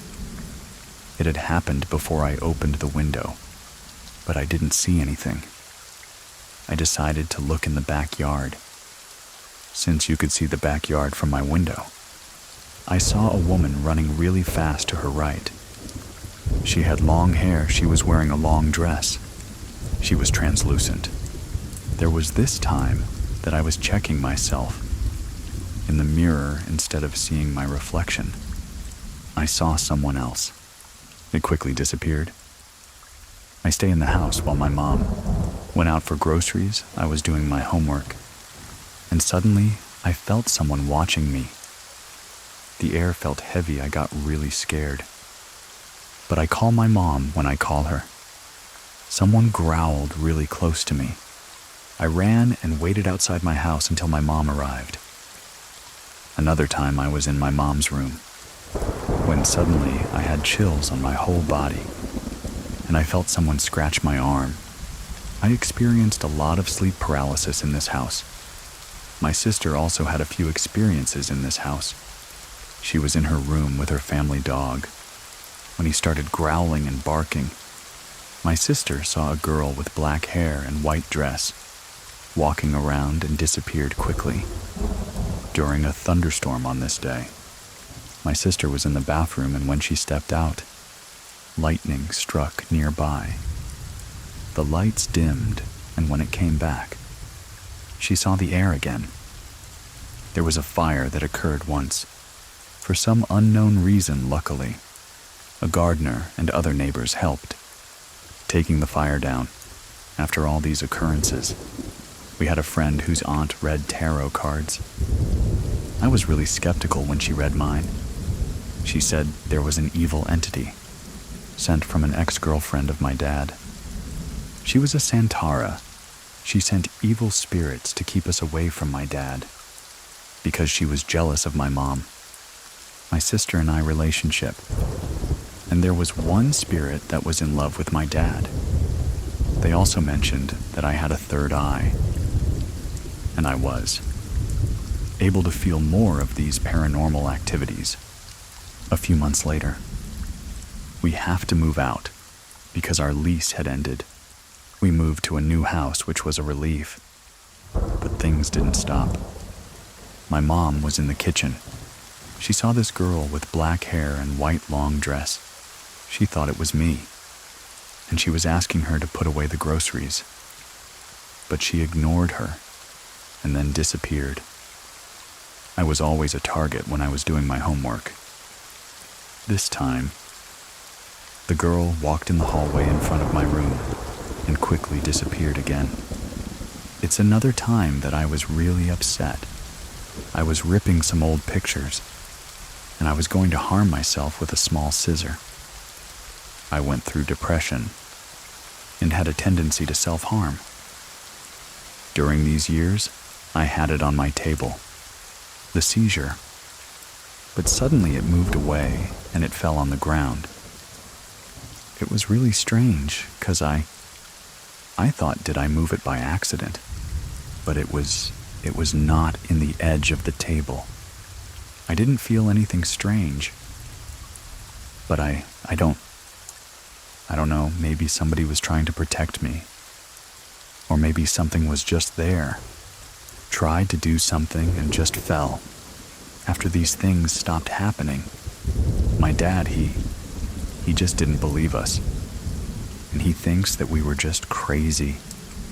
My mom, she really thinks something. What's going on in the house? And she had her experiences. Not as much as me and my sister. We're like the ones that had more things. My family, they all believe that something was going on in that house. I talked to a friend. He was a neighbor in that first house. He says there was something going on in the house. But they didn't know what happened. The owners of the house. They sell it to, for a cooking class. That didn't work after they did a clandestine casino. Now it's a restaurant. Up next. If you want to listen to even more ghost stories, check out our other show hosted by Michelle. The cover looks like a newspaper clipping. Real callers and very creepy. Thank you very much for listening. See you soon. Please listen to the story, A Bad Feeling. It was on July of 1987. I lived in the Pacific Northwest. It was during the summer. So, it's really hot, it was July. It's really humid where I lived at the time. And it was about 12, I was on summer break alone. So I was alone in the house. They knew it was going to be really hot, so I wanted to make sure. All the doors and windows were closed, because we didn't have air conditioning. My grandpa, who was in the hospital in California at that time, but they said he was pretty stable. My Nana, who's his wife, my grandmother, she was at home. She wasn't going to visit in the hospital that day. My uncle was over taking care of her. It was in the morning too, but it was already starting to get warm out. I started doing my chores, the dishes, when then I started vacuuming. And then I felt this really sharp tap, like someone poking on my back. I felt it a few times, and I was home alone in the house. I don't have any siblings. I turned around, and there was no one there. There was no one else in the house. The living room got really cold. All of a sudden, I had a really bad feeling. So I turned off the vacuum, and then I went. I just went outside for a little bit to warm up, and I did not vacuum the rest of the day. The run at same time in California is around 10:30. My Nana got a really bad feeling, and she went straight back to the hospital. She told me that when she got there. She took my grandfather's hands, and he opened his eyes. And then he passed away. It happened at the same time that I got tapped on the shoulder, because I remember them telling me it was around 11. I looked at the clock at our house, and it was 11 too. My mom got home, and she said, "I have to tell you something." And she was pretty sad, but I already knew. I don't know how, but I just knew what she was going to tell me. I didn't vacuum for a long time after that. I'm in my 40s now, and even when I'm vacuuming in my house by myself, I leave a door open even if it's snowing here. I'm so still terrified. Like 30 years later that this is going to happen again. My Nana said that she felt for the next year or so that, and my grandfather would send her messages, but no one in my family believed her, because I just thought, she's just the grieving widow and making stuff up. But then in this time, it's a couple years later in like 1989, my Nana was going to go visit my great aunt, who was in San Francisco. She was getting in the car, and she said, my grandpa spoke to her and told her not to go. She got out of the car and she called my great aunt. And they said, they calculated that the time it would have happened, she would have been on the bridge, and the time it collapsed. I don't know if you ever knew that. About the Bay Bridge collapsing, it was just toppled down onto another layer of the bridge, and hundreds of people died. It's really tragic. As with most of our calls go, I asked Tara if she had any more experiences, and she thought of one more. Here it is. My friend's friends got in 7th grade. It was summer. Got like a Ouija board, which my mom always told me, do not mess with those. Do not bring it in my house. I wasn't going to bring it in the house. But I went over to a friend of a friend's house. There's this girl, and she was just a little off. There was just something weird about her. But my best friend was with me, and it was daytime. I figured it would be okay. So we went over to her house, and we started playing with it. She started asking it questions. What's your name? Are you from here? Are you a bad spirit? And it said yes. So I was done at that point. I was like, okay, we should stop fighting like this. But she wanted to keep going, which was a little unnerving. So then she just kept asking it questions. Then my other friend was like, okay, we just need to stop this now, because we're inviting something bad into the house. We stopped, and we said goodbye. And then all the magnets on her fridge flew off the fridge to the other side of the house. I've never seen anything like. It was terrifying, and the house got really cold. We got up and pretty much ran out of the house. And I never played with her again. I think she disappeared a couple years later. She just stopped coming to school, but yeah, just a really bad vibe for her. Don't leave just yet, since today's stories are short. I am publishing 3 in total. Have you listened to them yet? They're up and available now as separate episodes. Also remember, you can share your own story with me over on True, scarystory.com, for your chance to have it featured. On an upcoming episode to listen ad-free, try out Scary Plus over on scaryplus.com. Completely free for 14 days, and then $4.99 a month, and you can cancel whenever you want. Thank you very much for listening. Keep it scary, everyone. See you soon. Please listen to the story Daughter's Dreams. My name is Edmund, and here is Brandon's true scary story.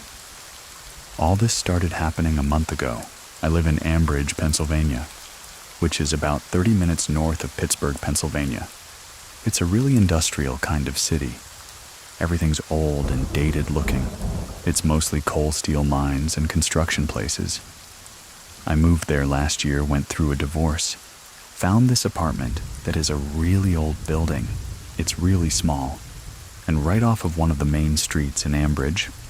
I took it out of desperation. It was either that or move to Georgia with my family. I wanted to stay in Pennsylvania, my daughter's here, by moving to this apartment. Nothing much really happens for the first year. A month ago, I go to pick my daughter up from daycare. We're about halfway home at this point. My daughter starts telling me about this dream she has, where she's at her mom's house. These bad guys are opening up doors to her bedroom, and the door that leads to her mom's room. These bad guys approach her, cut her face, and her mom's face. I knew to take this kind of seriously. This dream that she was having. I knew it was more than just a nightmare. I've always been a spiritually sensitive person. My family is sensitive to it. I asked her, what do these bad guys look like? One is a ghost, and another one is a monster. That really disturbed me, just hearing that. My 3.5-year-old daughter is having these visions that she's seeing this happen. I didn't really have a response at the moment. I was awestruck. I changed the subject, but she just talked about it so nonchalantly. It just rolled off her tongue. I knew that this was something that a child her age can't make up on their own. I brought it up to her mom. Her mom kind of seemed to dismiss it. She's more of a skeptic. She thinks that it could just be her imagination, or she's having bad dreams. When I told my mom told me that I should do a cleanse of the apartment. She agreed with me. She agreed that there was no way for her to make that up. She thinks it could have been some kind of malevolent, demonic entity trying to attach itself to her. Those malevolent entities like to attach themselves to people who are in really vulnerable moments, times of despair or trauma, especially to children, because children are naturally more perceptive to the paranormal. Child of divorce seems like a good target for malevolent spirits. So I get her home that night, and it was almost instantaneous. The air in my apartment felt heavy. I live on the 3rd floor, the very top floor of this little apartment building. I didn't feel any tension or negativity until we got into my apartment. It was heavy, it was tense. It felt like any positivity was just being drained. From it, I could feel myself and my daughter. We both seemed to be getting angrier a lot quicker, easily frustrated and agitated. I kept having this looming anxiety the whole time. It kept lingering like that saying, when you're waiting for the other shoe to drop. That's what it felt like. I was in that anxious anticipation. I knew something was there, that something could happen. A few days go by of that feeling. Nothing really happens until one night. I put my daughter in bed, I do my nightly routine. I stay up for a little play, some video games, take a shower, all that stuff to wind down for bed. I get in bed and start drifting off to sleep. Start going into the onset of sleep paralysis, which I never experienced before. I do have sleep apnea. I have a feel for what sleep issues are like. I used to wake up a lot at night, but as soon as I got myself in bed, I was laying on my back while the CPAP started going. I start closing my eyes to drift asleep, and all of a sudden, my limbs start feeling really stiff and heavy, almost to the point of numbness. I wasn't in control of my body for a bit. I thought of paranormal stuff in the association with sleep paralysis.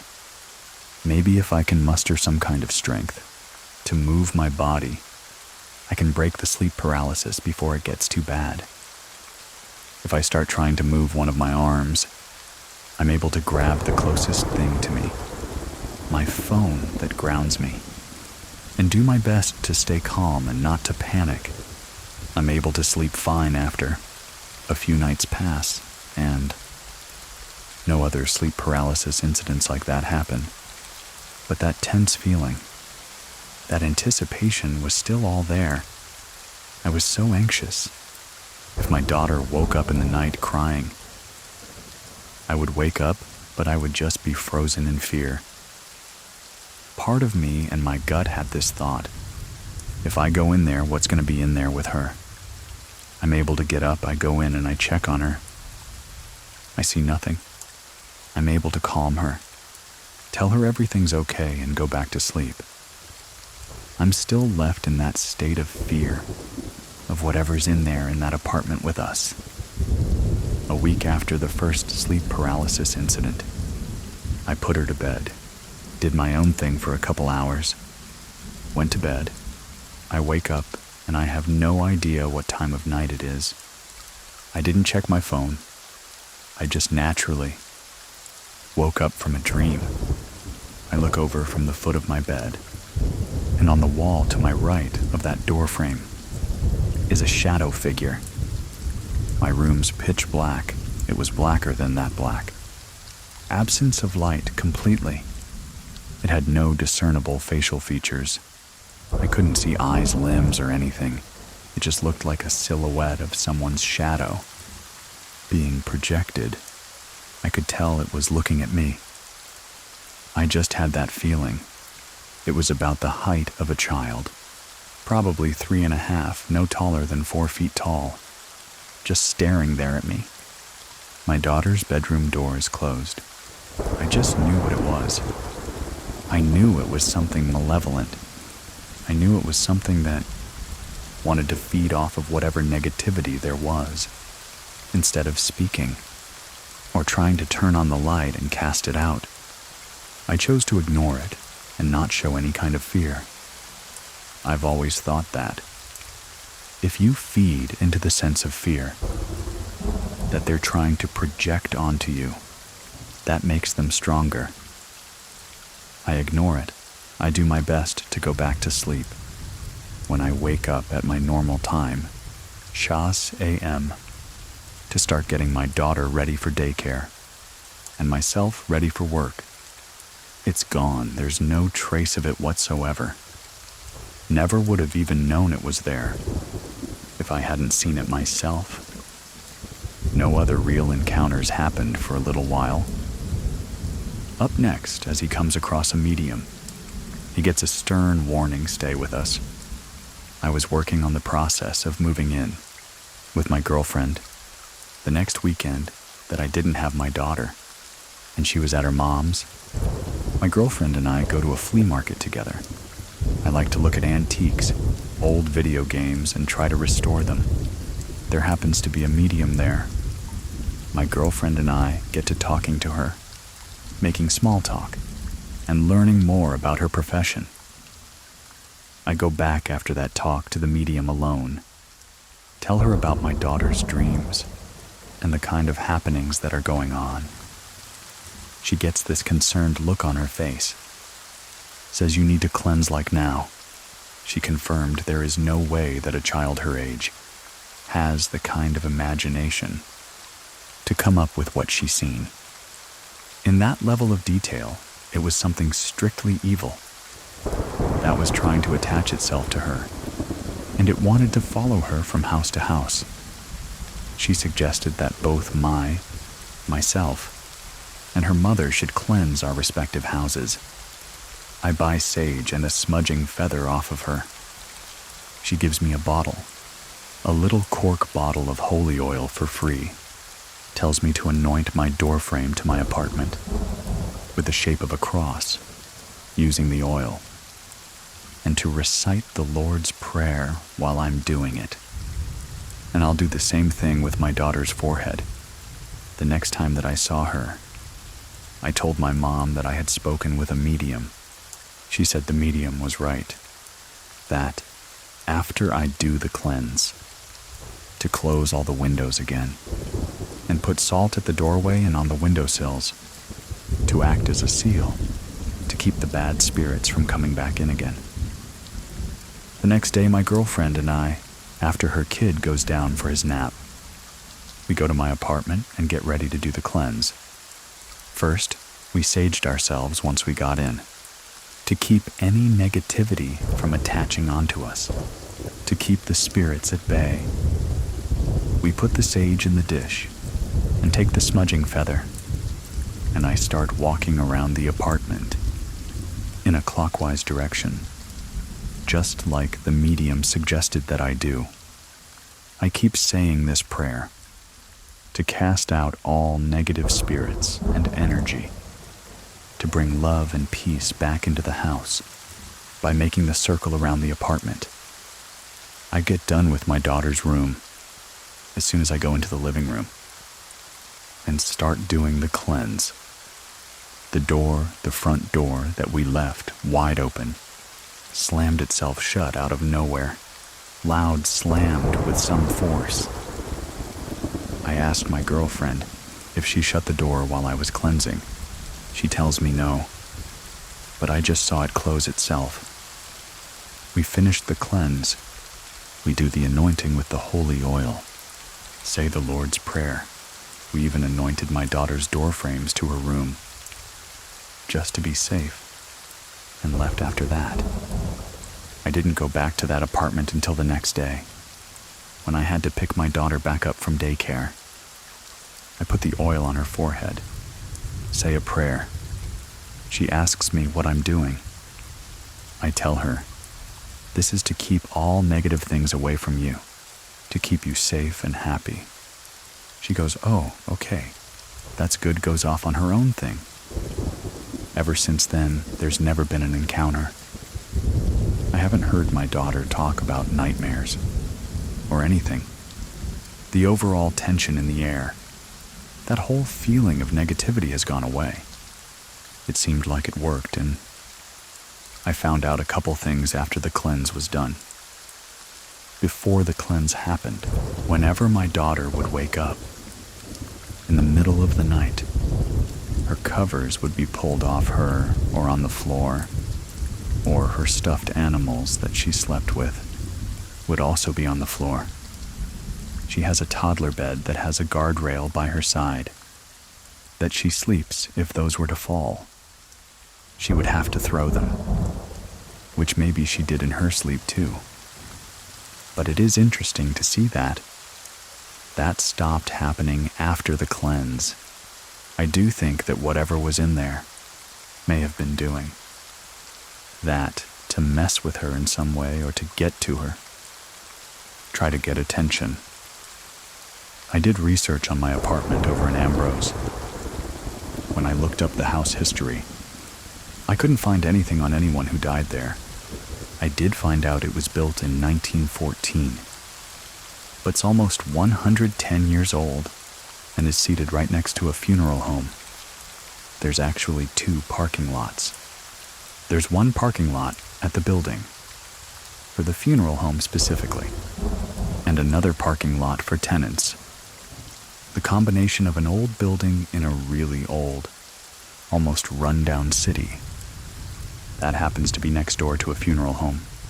Just gives it a more creepy vibe, and makes it seem like it could be more of a hotspot for paranormal things. I think it was something malevolent. I don't think it was a ghost at all. I don't think I've ever heard of or read anything about a ghost appearing, that solid black of a mass. I have heard that usually demonic entities will appear as shadows. That dark, and I have seen ghosts before too. In the past, I've been able to make that mental comparison. When I saw it, it was something evil or demonic trying to attach itself to my daughter, who had been going through the trauma that she had been going through in the past year. When I talked to my mom about it, she asked if her mom or I watch any scary movies while she's in bed. Or maybe she hears stuff I told her no. I would never watch anything like that when my daughter's around. My mom is a spiritual person. She's almost Wiccan, but she practices more the light side of it, healing. Cleansing, she does talk to spirits, mainly my grandfather, her dad, that died a few years ago, when I told her about the cleanse, that we were going to do to get rid of the spirit attacking my daughter and me. She brought out divination rods while I was on the phone with her. They're dowsing rods. People have used them to also talk to spirits. The concept that if you let go of the rods, the spirits will manipulate them and move them to kind of make signs. She brought out divination rods, started talking to my grandfather through them.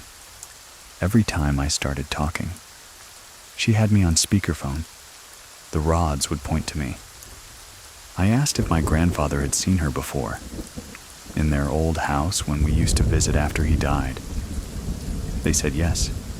My mom asked if my grandfather would offer some kind of comfort or help protect my daughter and me, to drive this bad spirit out. The rods were again pointing to yes. It did kind of bring a comfort and kind of relieve some of my anxiety. Just knowing that, even though I was going to my apartment to cast out something evil, potentially demonic that I had helped to, on the other side in the form of my grandfather, wanting to still watch over me, and his great-granddaughter. It all stopped kind of suddenly and abruptly, like after the cleanse. She hasn't said that she's seen anything, or had any dreams like that since. Anyway, thank you very much for listening. See you soon. See you soon. Please listen to the story Ghosts of the Beach House a Family's Encounter. Growing up, I had a lot of paranormal experiences. They were super subtle sensitivity to energies, noticing things in the home, hearing things when I was growing up in Fredericksburg, Virginia, if you're unfamiliar with the place. There was a lot of battles that happened. In Fredericksburg, Virginia, there's a lot of paranormal activity. They do a lot of Civil War, Revolutionary War reenactment. My grandfather was a home inspector. He would take me on a lot of his home inspections, and he would tell me scary stories about the property. We would hear footsteps, and one time he was in a foyer of an old colonial home. A pot flew across. A lot of the times his equipment was moved. One time I was with him, we came back inside the house. I looked down on the floor. The door was open. There was 2 muddy handprints, and 1 muddy footprint for about 6 or 7 steps, as if somebody was crawling, because they didn't have a leg anymore. All of this was fun and games for me, until I had the experience I'm about to tell you about. It happened a couple of years ago, in a different location, Topsail Island, North Carolina. Topsail Island, it was a massive hub for pirates. People think that they can still see Blackbeard's ship on the horizon. People also think that it might be the last resting place of Blackbeard's treasures. Topsail Island has a significant amount of energy. I had none of this information. When my family booked a vacation in Topsail, they were renting the beach house. When my family booked this vacation, I did travel all the way from Pennsylvania. Down to Topsail, I was already pretty tired. The drive was a couple of hours. For 6, I think my boyfriend at the time. He picked me up, drove me all the way down. I slept a little bit in the car, but I was still really groggy. When I arrived at the beach house, it was not scary at all. It was a white house on stilts. The area surrounding was very swampy, but nothing that alerted me to anything. It was about 2-ish o'clock in the morning. I had just woken up. I was super groggy. I wasn't aware of what was going on. I'm locked on the door. My grandfather. He opened up the door. They both were whispering. They were tired. No one else was in the house. We said our greetings. It was cordial. Come in, okay? Thank you. Let's go to bed. My grandparents requested that my boyfriend and I sleep in separate rooms. They pointed me to the back room where I would sleep. It was through the kitchen. His room was closer to the front entrance and had a loft bedroom upstairs. I remember going into that room and feeling the heaviest weight I have ever felt in my entire life. This should have sent off some sort of ringer in my head, but it didn't. I was so tired. It was this really dense, thick smog kind of feeling. The feeling that hits you in the center of your chest, on your back, on your shoulders. I completely ignored it, and I had no other thoughts in my mind. Just unpack your stuff and get to bed. And I was unpacking these. These thoughts were not my own. I felt the energy of my past relatives. My great-grandmother was there. My great-grandfather was there. My great-aunt, they were there to protect me, to take care of me, and I just ignored it. I picked the bed, and that was closest to the back patio. I fell asleep. Enough time had passed. We are creeping into the 3 o'clock hour. We are creeping into the witching hour. I don't even know how long I was asleep. I was woken up by a pressing into the bed. I was not shook. I was not nudged. Nothing fell. I was pressed. Like somebody had put their hands on either side of my chest and pressed me into the bed. It was constant. It was rhythmic and very heavy. I could feel the sides of the pillow curl around my head. My head was being pressed into the bed. Of the pillow was touching the sides of my face. I've had sleep paralysis before. This is not sleep paralysis. I was hit with that overwhelming feeling. My relatives are there. It was a chatter. It was very noisy in my head. I remember being unable to move. I opened my eyes. It was an operation. 6 inches from my face, it was the blackest black, but also had outlines I could tell was a woman. Her eyes were sunken in. They were pitch black. Her hair was floating. It was gray. It was coming out at all ends like Medusa, like she was in water. Her mouth was open like a snarl, latching onto somebody wide open. Her teeth were all sharp.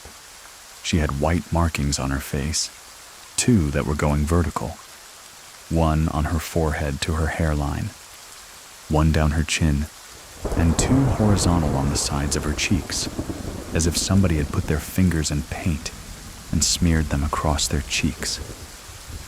This encounter seemed to go on forever. It felt like time had stopped. I was absolutely paralyzed. I remember sitting there in complete and utter fear, staring at this figure. I remember feeling like my breath was taken out of my chest. She was pulling it from me. I remember trying to scream and not being able to. I knew that. My own essence was starting to get compromised. All of a sudden, at once, I remembered that what you do in these moments is you remind the entity that you are the one that's alive. I shut my eyes and I started screaming. I'm alive, you are not. I'm here, you're not wanted here. All the while, I felt like my family was there. They were fighting this with me. It was completely chaotic and not of my own imagination. Suddenly, she was gone. The chatter stopped. The pressing stopped. I could breathe again. I could talk again. I ran into my boyfriend's room at the time. I remember saying to him, I either had a very vivid dream or I just saw a ghost. He had also had his own apparition that he experienced at a different time and a different location, and he went, oh, okay. Well, let's go to bed. I remember going to bed that night and not believing it. The next morning, I woke up and I told my family. I was very vague about it. They joked about it and went, oh, maybe it's haunted. And I was like, okay, maybe, and we moved on with our day. They didn't take me seriously at all. Even though my grandfather had had experiences in his past, as well as my grandmother. She even captured an apparition in Fredericksburg with her camera sitting in a pew. My family is relatively sensitive, but we have never dabbled with anything that was dark, deliberately messing with us in any way. We went out, learned all about the pirates and tops and everything. That night, we as a family were playing Monopoly. The kitchen table was right next to my bedroom door. It was just fine. We had lots of laughs. And my grandmother said, okay, I'm going to go to bed. And my boyfriend was like, okay, I'm just going to go to bed. It's just my grandfather and I in the kitchen, cleaning up the board. He goes to my door. He stops and he stares. He looks back at me and says, you're right. The pressure changes at night. And I went, okay. Well, I'm not going to spend the night there. I'm not going to sleep in that room. Never again. He went, I don't blame you. I don't blame you.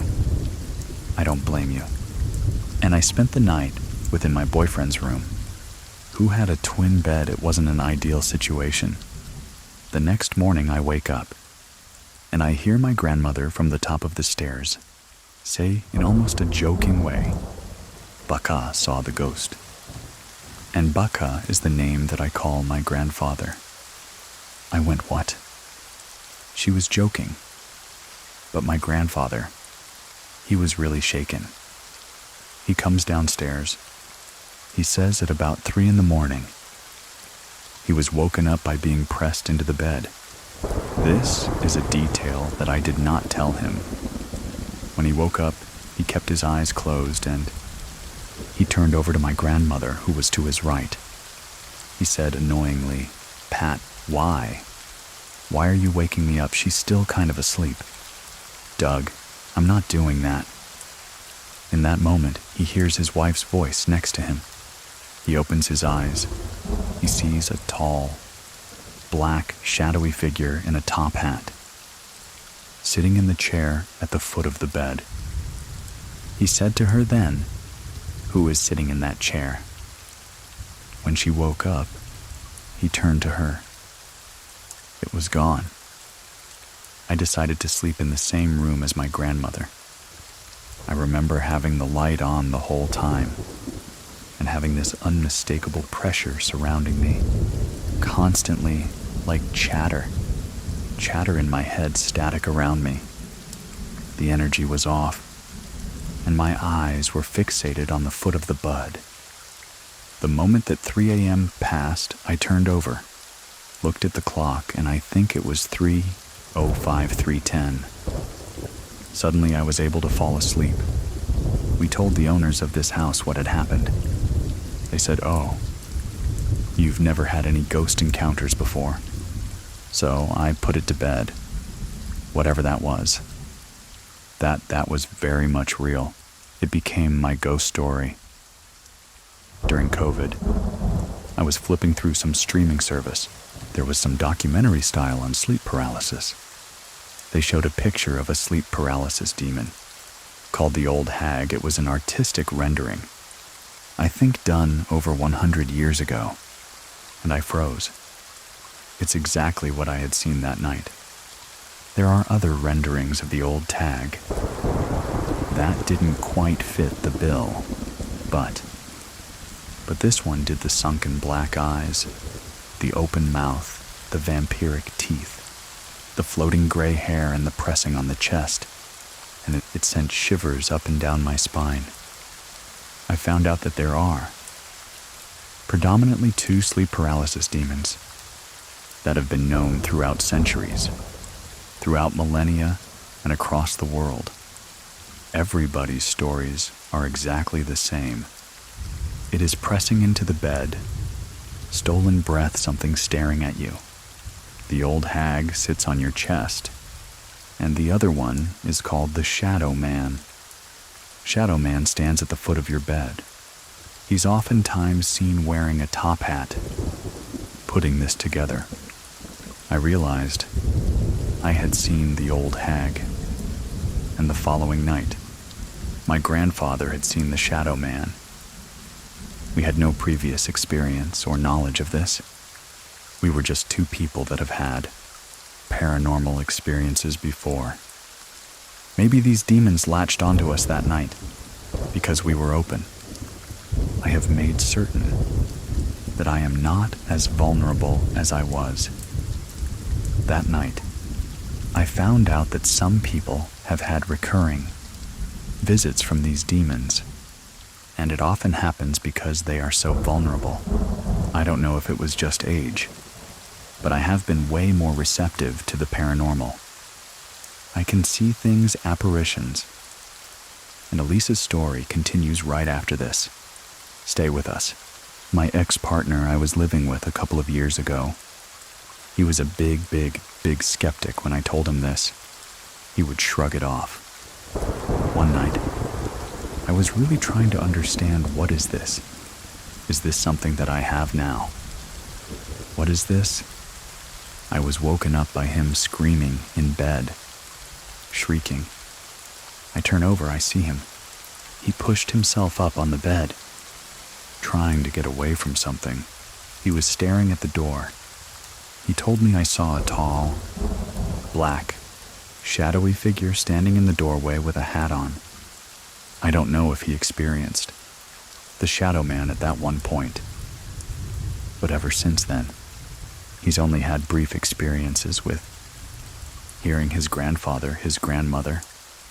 One time he saw his grandfather in a car door, but he's really had nothing significant since then. There was an apparition attached to an old, vintage vanity of mine that I've had for years. It was an elderly woman. This person was in my house at the same time. We looked up and he went, "It's a woman. Older woman, tall." I went, "White hair, Victorian." He went, "Yes. She's good, though she's just lost. I have actually been able to help a friend who lost her husband, unfortunately, to suicide. This was completely unintentional. I was chatting with her at a pool party. She started opening up to me, and suddenly her past husband was there. I was able to tell her things about him that she had not told me. I knew where he was touching her and how he was touching her. She started breaking down and crying. I don't know if that experience with that demon changed something in me that made me more open. But you bet I sage my house every day. I don't ever sleep on my back anymore. I just don't want to recreate that night.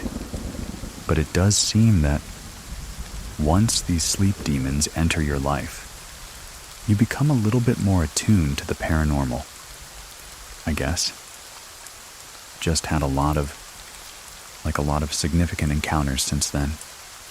I used to live by an old iron mill, and I watched my dog get spooked by something, and at the same time I felt that pressure. The other night, I watched my other dog alert to the corner of a room where we have kind of an altar for my deceased dog that just passed. I watched him stare in that corner and alert to it, try to smell the air, and once again, I felt that pressure, but it was positive. When it passed over me, I felt a wind on my face. I just have a lot of these experiences nowadays, that it seems kind of normal. That veil has been thinned in a way. Still to this day, I haven't had any more encounters with her. I don't want to have any more encounters with her. Maybe I wasn't the right kind of energy she wanted to feed off of. People will chalk it up to, "Oh, you were sleeping," and if you do some research on it, people don't actually know what sleep paralysis is. They don't understand why it happens. If someone has experienced sleep paralysis before, they know that it's completely different than being manipulated and seeing a demon. That was very different. I don't know if I can find that picture, but if you Google old hag demon, somebody put this depiction in a nurse's outfit. It's like blue-purple colored is the hue of the painting, just the way that her mouth is open and her hair is standing on end, and how she's touching whomever she's sitting on. It's very similar to what I experienced. I don't know the origin.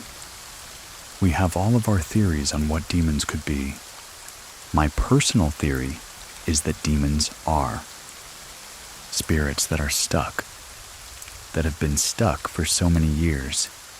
They become poltergeist and become demons. That's just my personal theory. Whoever the old hag and the shadow man are, they are ancient. They are millennia old.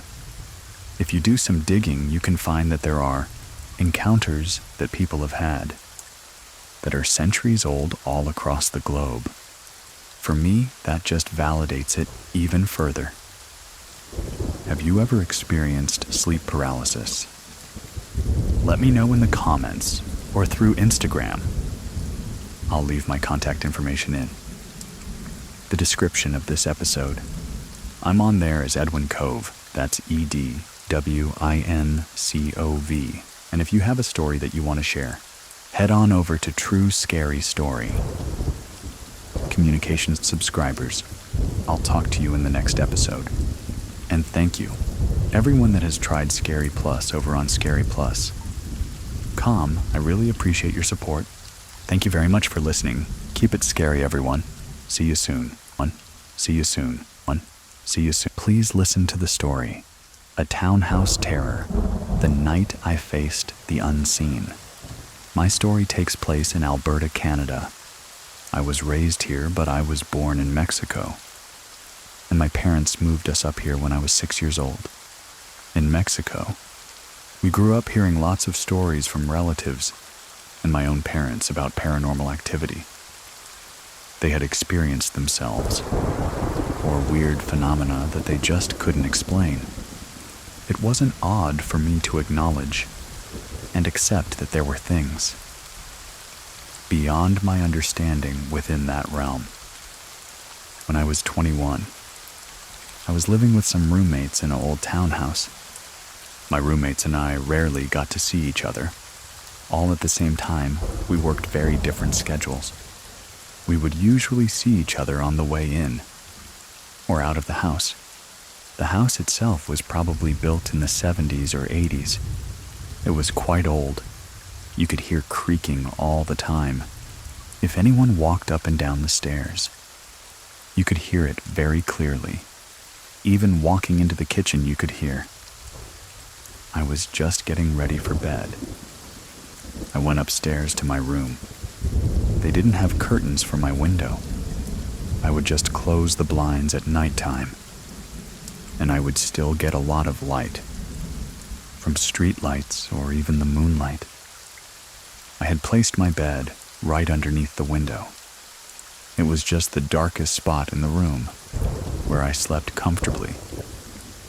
On this night, I was really struggling to fall asleep when I heard the front door of the house open. I heard steps come up. Then my door rattled. I'm thinking, oh, one of my silly roommates has come home drunk and thinks that this is their room. I lived with 2 guys, and they were very protective of me. I was like their little sister. The rattling on the doorknob stopped, and I heard the footsteps go back downstairs and out the door. I just didn't really think anything else of it and kept trying to fall asleep. 10 minutes later, someone is behind me. That pressure you feel on a bed or on the mattress when someone is leaning in. I had that feeling behind me. My thought was, oh, one of my roommates is checking up on me. And as I'm waking up, a bit more out of that weird daze you're in, right before you fall asleep, I realize my bedroom door is locked. I'm sleeping on my side. My back is towards the wall where the window is. I opened my eyes. I knew something was wrong. I shouldn't be able to feel anything behind me. When I opened my eyes, the light in the room started to disappear, as if someone was pulling a curtain over my window. This light was just disappearing. From the corner of my eye, I could see something at the end of my bed. I just grabbed whatever courage I had in that moment. I looked over at the edge of my bed was a large, dark figure. I could see the silhouette, but it couldn't quite make out if it was a person. Just a dark figure. The only distinct feature was red glowing eyes. I couldn't move. I just laid there staring at this thing in front of me. It launched right at me. It came so close, it was almost right in front of my face, hovering above me. It leaned in just a bit more. Then it growled. A deep growl. I don't even know if I could imitate it. It didn't sound natural. Right after it did that, it started to disappear. It was evaporating before my eyes.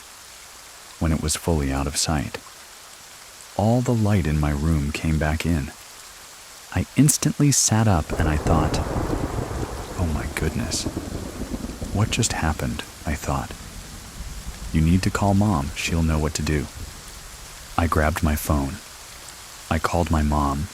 She goes, okay, what you need to do right now is hang up the phone and start praying. For protection, for guidance, Just keep praying.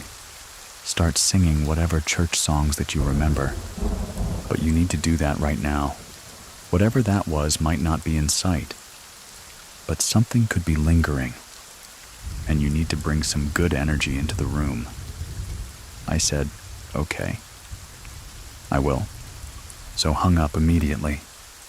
Started praying out loud as much as I could, because my voice was so shaky. I was crying. I started singing. I couldn't get past the one song that I kept singing. I just kept singing it over, and I couldn't think of any other song. My mind went blank afterward. I just was stuck on this one song. A few days later, my roommates and I just happened all to be home at the same time. I said, hey, did anyone come home around 3 the other night and come upstairs and accidentally try and get into my room and left again? They were like, they weren't home at all nights. I wish I could say that I knew what it was, just so I could make sense of it. I don't know if I'll ever really know what it was that I faced that day. The women in my family particularly. Something is always testing us. So maybe this was my moment where evil forces or entities were testing me to see if I would show fear, or if I would face it. Like my mom has faced a lot of things. She has seen dark figures, big wolves. My aunt has also seen spirits. My grandma, my cousins. We've all seen or dreamt or felt something, and I'm glad. That was a lesson my mom instilled in us. Was you don't show fear. Don't let them see that face of fear. It doesn't matter even if you are scared. You cannot show them fear because that's how they win. Something else did come to mind that I wanted to share, because it's so common for, like, our family to talk about this stuff. We grew up being really close friends to a family that lives on a reserve near us. The husband is a chief. The wife is an elder. They're well respected in their community.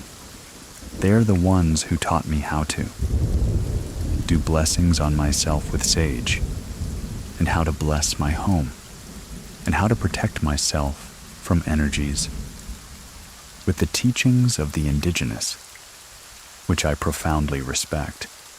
Their teachings mean a lot to me, and learning all that has really made a difference for me, even if you don't really know how to do it. The way they are trying to show you, you still have full power within yourself to cast things away or request that the good energies and the healing spirits, good spirits, bring light into your life. People think that they're completely helpless without these extra instruments, but we have all the power. We're the ones with flesh and bone. Like these are just spirits and entities trying to get their way with us, however they can. But we're the ones with the real control. I've embraced that part of my life, and I have no problem with calling myself a bruja. In my own way, I am. My grandma and great-grandmother on my father's side considered themselves white witches. My great-grandma was on her deathbed. She was so scared she kept saying, "They're coming for me. I don't want to die. They're coming for me." She asked the grandkids to go get my dad. My dad was the only one who was religious. She said, "Go get Alejandro. I need him to come give me a blessing, 'cause I'm so scared." She hated religion, but she was so scared on her deathbed that she called for my dad to come bless her. She says she's a white witch, but who knows what she dabbled in. You shouldn't be that scared when you're dying. She was doing other stuff for sure. Sometimes we go into this gray area, but convince ourselves that we're still in the white. I remember my dad telling us that his grandma would practice, White magic people would come for her for like healings, love spells and stuff. Love spells is not white magic. You're interfering with people's will. That's not white. That's not pure. Life is a delicate balance, and when you start messing with certain things, go out of balance. And I feel like that's when things go sideways, and people end up with illnesses or money troubles, and it's not even always by their own hand. Someone they have like Rugeria put on them. So there's just an imbalance in energy, and that's when things go wrong. White witches, those with knowledge and power to help others with supernatural means, may not always be who they say they are. Do you have any experiences with brujos? Brujas or white witches? Black magic. How'd it go? Tell me about it. You can find my contact info and ways to join our community by using the links in the description of this episode. And if you want to listen without ads while supporting the show, you can try out Scary Plus if you have a story that you want to share with all of us. Visit truescarystory.com. Thank you very much for listening. Keep it scary, everyone. See you soon. Please listen to the story Chased by Spirits, My Family's Paranormal Encounter. I grew up in this really tiny town called Cleveland, Utah. The house was known as the very first post office in this really small town when Utah was founded. It was so old that when we did some renovations on the house, we would cut into it and see that it was logs on the inside. That's how old it was. It was an old log post office. My mom and dad decided to create a bedroom in the attic space upstairs. They cut a hole in the ceiling and built these really rickety, steep kind of stairs that went up into this little attic space. The top right corner of the room would be where the stairs would come up. Right at the top of those stairs, in the bottom right corner, was my bed, up against the wall. Right in that corner, right there across the room. In the bottom left corner would be my sister's bed, and then in the top left corner was my brother's bed. I used to see this really dark shadow every night. I would wake up in the middle of the night. Somebody was in the room with me, watching me. I would open my eyes, and there would be this dark shadow standing over by my brother's bed. Staring down at him, it was the shape of a man, but it was just a really dark shadow. That would stand there.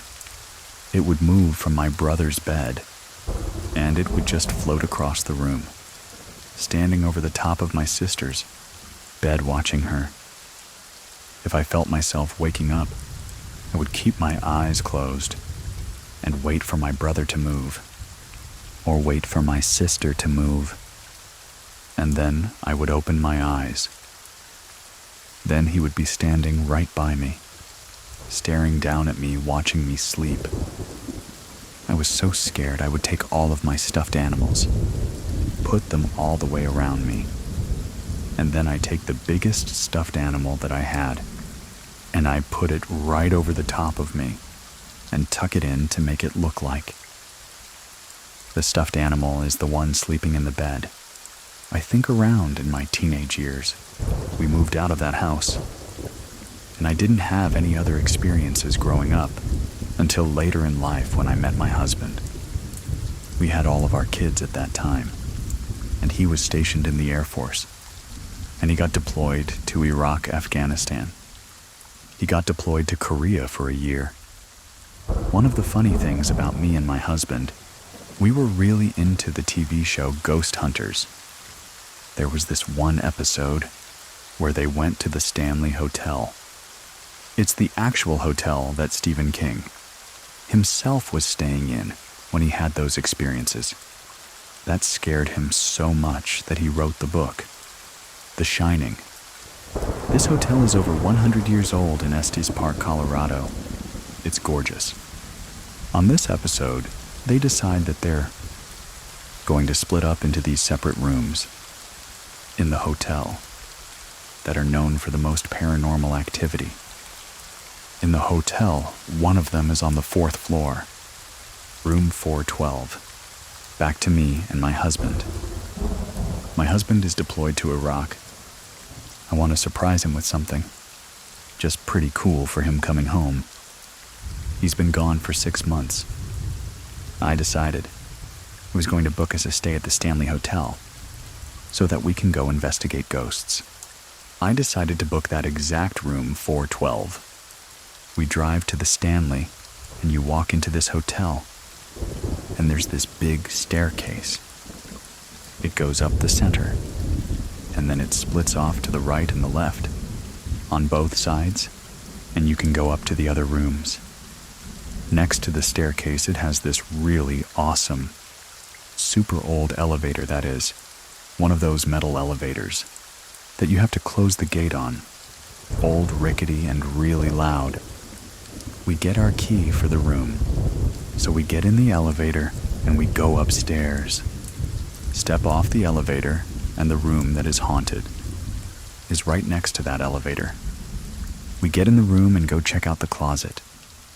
This closet is 100 years old, full hard wood. It's got one of those really old doorknobs on it that are really hard to turn. It's super heavy. On the backside of the closet is that elevator. We check that out. We check the room out. It was really pretty. It had a really old bathroom in it, the really super old Victorian sink with on the inside.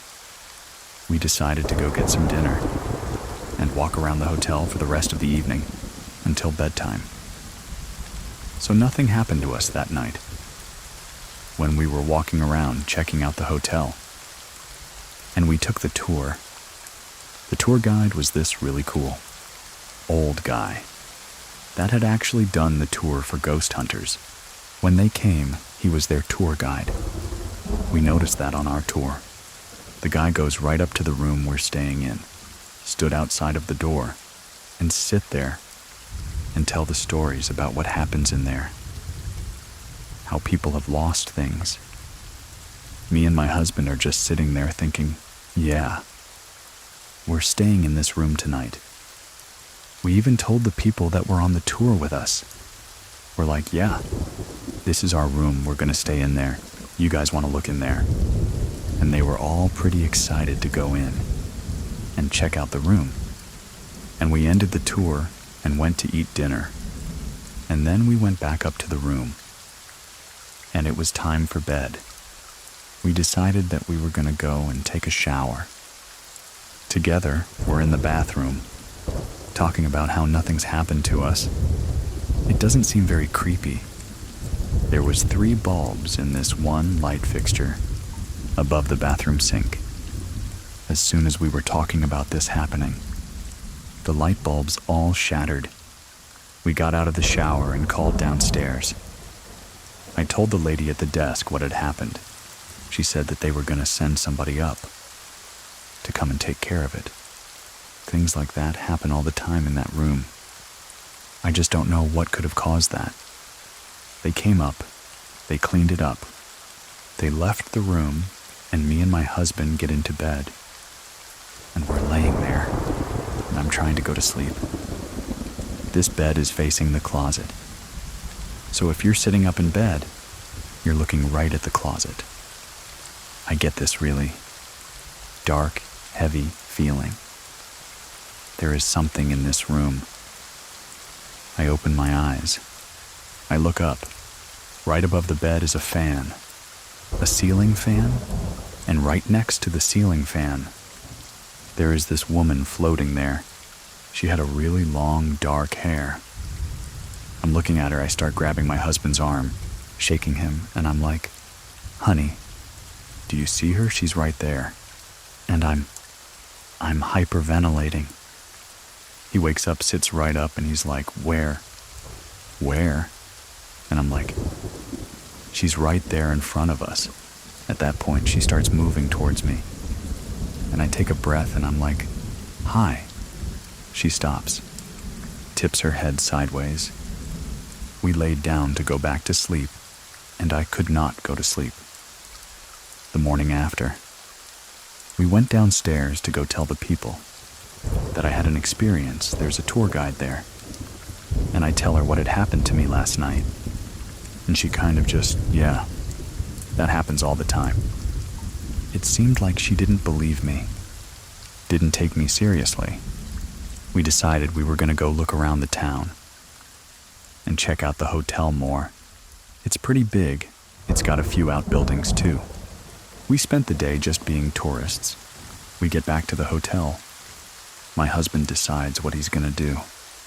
He grabs this little L, no smoking sign that is sitting on top of the dresser, and he's going to put it right in front of the closet door. Slide it right under it just in case something happens. We go to sleep, and nothing else happens that night. The next morning, the closet door is closed, but the little LS sign was out in the middle of the floor.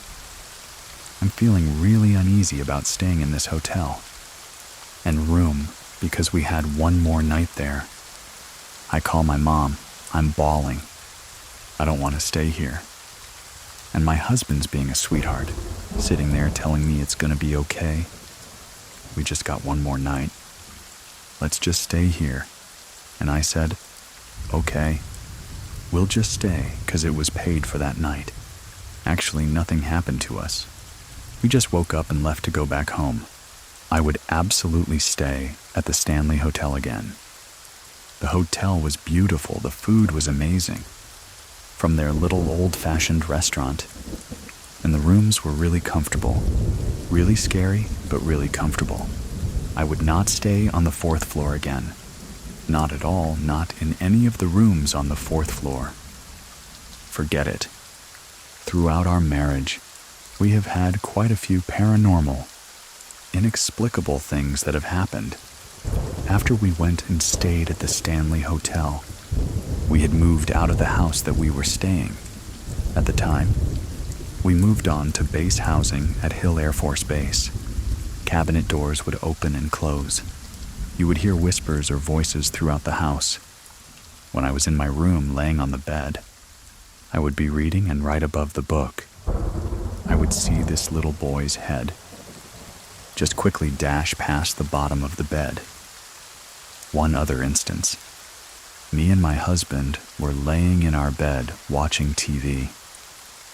All of a sudden, all of the stuff that was in there, our bathroom, fell off of the shelves into the bathtub. Another time that I was laying in bed, all of a sudden, I felt these little steps stepping next to me, from my feet all the way up to my head. And I turned and I looked, and there was nothing there. We decided that we wanted to name this little ghost. And I'm like, how about we name him Billy? At that exact same time, my husband said that in his head popped the name Billy. After this house, we had moved off a base.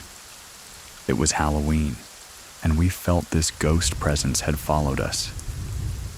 Because same thing started happening in this other house. I took my kids to go see my mom for Halloween. While we were there, I was on the phone talking to my husband, and all of a sudden he says, there was a little boy that just ran across the floor, down the bed, out of the corner of my eye. The kid ran across the room. We're sitting there talking about it, and then all of a sudden you hear in the living room the sound of one of my Halloween decorations go off. This Halloween decoration, it was broken. The motion active part of it was busted, and it was an old gravestone that would crack open and scream at you. The only way for it to go off was for somebody to push it. We moved to Montana. We had a bunch of things happen in that house. My children saw these things. My son Lincoln, he is very sensitive. A couple of days ago, I was in my room. My son's girlfriend. I was going to show her something on my phone. I was walking down my hallway, passing the kitchen, and out of the corner of my eye, I see my son standing in the kitchen. In front of the sink, his back was to me. I thought, okay, I'm gonna go show Lincoln first. When I turned to look into the kitchen, he's not there, he is not there. There is nobody there. He comes walking in through the family room. In the back door, I explained to him. This ghost, or mimic, or whatever this was, looked just like him. I have no idea what that was. But it scared the crap out of me. That's the first time something's happened to me, personally in this house. I'm hoping nothing else happens here. I'm almost over the whole ghost thing. Haha, balding. We have had other situations where we would be sitting out on the porch. We live up in Willow, Alaska. It's a really tiny town in the middle of the forest. We have neighbors that aren't very close to us. We would be sitting out on the porch, and you would hear strange howls, moans, and growls over in that forest. Over there, across the lake, we're avid hunters. We know what it sounds like when a moose is in heat. Just doesn't sound anything like that. Me and my son and his friends, we always talk about shapeshifters up here all the time. Skinwalkers is a big deal in Alaska. A skinwalker can take certain forms of people or things. I don't know if it could have possibly been something like that. I can't tell you. I really have no idea what it could possibly have been. I don't know if it's the places that we've lived in, or if it's because my side of the family, is so sensitive to ghosts, or if it's Lincoln himself. If he attracts these things coming to us, everywhere that we've been, in all of the houses that we've lived in, I haven't really been very scared, even though we've had these experiences happen to us. Every time I'm thinking that we're in a new place, it's gonna be great. There's nothing gonna happen. Then something happens. You can share your story with us over at True, Scary Story.com, and to listen without ads, and support the show at the same time. Visit scaryplus.com. If you're following the show, I'll talk to you next week. Thank you very much for listening. Keep it scary, everyone. See you soon. Everyone, see you soon. Everyone, please listen to the story, The Curse of the Nightly Visitors, in South Africa, especially within the Afrikaans language community. There's this superstition that if a person is born with the sac still around them, I think they call it an amniotic sac, that you got a link with the spirit world, where you can see or experience supernatural entities, or force in some way. It was sort of frowned upon. You don't talk about this. You don't talk about seeing spirits. My mom and I were actually two in our family, born with that sort of thing. My dad passed away 8 years ago. It will be 8 years this year. My mom sold the house, and she bought a new house. What she didn't know at that point was, the lady who owned the house before her, her husband had cancer and passed away in the house. Not every night, but every good once in a while. She's been having what we like to call nightly visitors. The first month or so after my mom moved in, she was sleeping in her bedroom and she heard this loud noise, like there was a printer printing whatever sort of document next to her and someone typing on the keyboard. The first thought my mom had was, oh no, there's someone in the house. I'm going to be robbed. Something's going to happen. She turned on the light. She could still hear the noise. It was coming from inside the house. She looked around, and it's a small place, and there was nothing there. She thought, I'm just going to go back to sleep. Maybe it's just me hallucinating. Maybe it's all the stress from the move. She goes back to sleep. She gets woken up at 3 a.m. Same thing. For the next couple of nights. It's the same story over and over again. There's these people typing on a keyboard of a computer. There's a noise of a printer. There's paper being crumpled up. General office noise. My mom got fed up with it, and she said, "What the hell is your problem? Leave me alone. Just be quiet. I want nothing to do with you." And the noise stopped. Then a few nights later, the noise picked up again. She said the same thing, "Leave me alone. I've got nothing to do with you. What is your problem?" And then a few days later, she got a call from someone who was relatively close to the family to say her husband passed away. And my mom first thought, oh, it's a coincidence. Maybe it's stress nightmares. Things like that. This has been going on for a few years now. Every couple of months, she will get a visitor or hear a noise or something. And the first thought is, someone is breaking in. Oh my goodness, what's going to happen? And then she turns on the light. She still hears the noise from inside the house. She even checked in that space between the roof. There was no one there. And then, a few days later, another family friend passed away. Someone she knows. This has been very upsetting to my mom. She was actually in tears because she can't sleep. She doesn't want to be bothered with this. While my dad was still alive, my dad was super strict. Something was either biblical or it wasn't worth it. And she didn't want to talk about it because my dad would basically emotionally break her down if she mentioned something weird like that, and they never had any real experiences. Up until my dad passed away. And it really heightened when my mom moved into that house that she has now. He was very strict in his religious beliefs. I'm not knocking religion, even though I'm not religious myself. But it's one of those things that you don't touch, it's evil.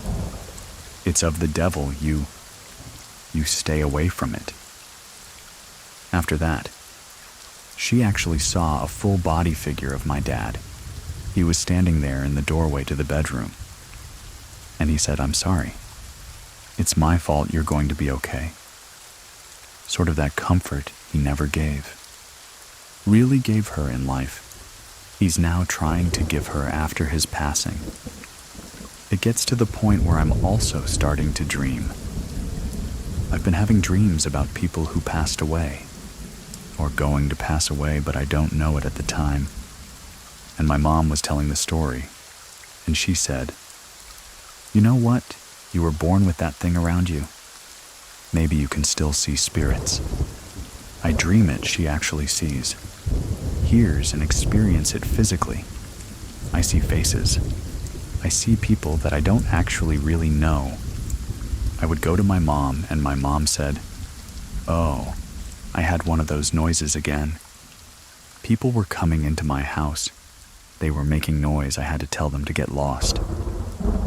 And I said, "No, I've been having a dream about this. And this person, I don't really know them." "Do you know them?" "I know it's this far-removed relative." And then a few minutes later, my mom gets a call. "Oh, this person passed away." Maybe. It's just stress for me that I'm actually seeing this, or dreaming this. I don't want anything to see something and see people. "Oh, you're gonna die." What happens if it's somebody I really care about? At night, I'm actually almost too scared to go to sleep, because I'm not worried about nightmares. I actually enjoy nightmares, strangely enough, because it gives me good short story ideas. But when I see faces of specific people, I'm just scared. I'm going to see someone I really care about. Someone I love, my wife, my son, my mom, my brother or sister. Then that means, oh my goodness, something bad's going to happen to them. A week ago, my aunt passed away from a long health battle. The night before, It was the noisiest she's ever experienced. She actually got up, moved around the house, and she was cussing out whatever was there. She was telling him, "Get the hell out. I want nothing to do with you. Leave me alone. Stop it." Normally, whatever is there would quieten down, and almost sort of that feeling of, "I'm sorry about that, I apologize. I'll leave you alone now." It carried on and on and on, until my mom yelled, so much so that the neighbor actually contacted her and asked her, "Are you okay? What's going on? Is someone inside the house? This is number..." No. I'm fine, it's just... There's this noise and it's irritating me, and it's got me worried. I thought there was someone inside my house, and then that neighbor went to the other neighbor and asked him, "Why are you making a noise?" And the neighbor said, "No, I'm not making a noise. I heard a scream, and I'm up too." And then my mom eventually had to admit to them, "Look, this is what happens. I'm seeing, I'm hearing, and it's got me freaked out because I know my sister is sick." Then that same night, about 3 a.m., I had a dream about my aunt. My aunt and I were never very close. She always used to yell at me, call me names, things like that. But I had a dream about her too, and I thought, oh no, if she hasn't passed away, she's going to pass away, and soon. So about 7:30 that morning, I'm on my way to work and my mom phones. She said my aunt passed away, and I told her I had a dream about her, that she was yelling at me, moaning at me about something that I did as a kid the last couple of times. My dreams and her experiences have actually synced up. I'm normally a very skeptical person, but I'm a skeptic open to the possibility of something. But it actually freaked me out. Now that what I first thought was coincidence, now I'm actually starting to think, okay, maybe there's something to it. And that's what's got me scared. I'm to the point now that I'm actually want to see a psychiatrist, or a doctor, or something that can maybe prescribe medication, that I can sleep but not dream. My mom doesn't even want to come visit my house, because now she's telling me there's something inside my house after I turn off the lights, or even with the lights on. I feel like there's someone actually watching me. I don't know who. I don't know what it could be. I don't know if they're friendly or malevolent in any way, but I just feel like there's something watching me, but I don't know what the intentions are. My mom has a theory about it herself, because she came from a very abusive childhood. Serious abuse. She thinks maybe the way she was born, and the life that she had as a child, might have made her a conduit or something, that she can actually pick up on these signals, because she was very good at sensing when abuse was about to happen, or when something bad was about to happen. She has a very, very good gut feeling.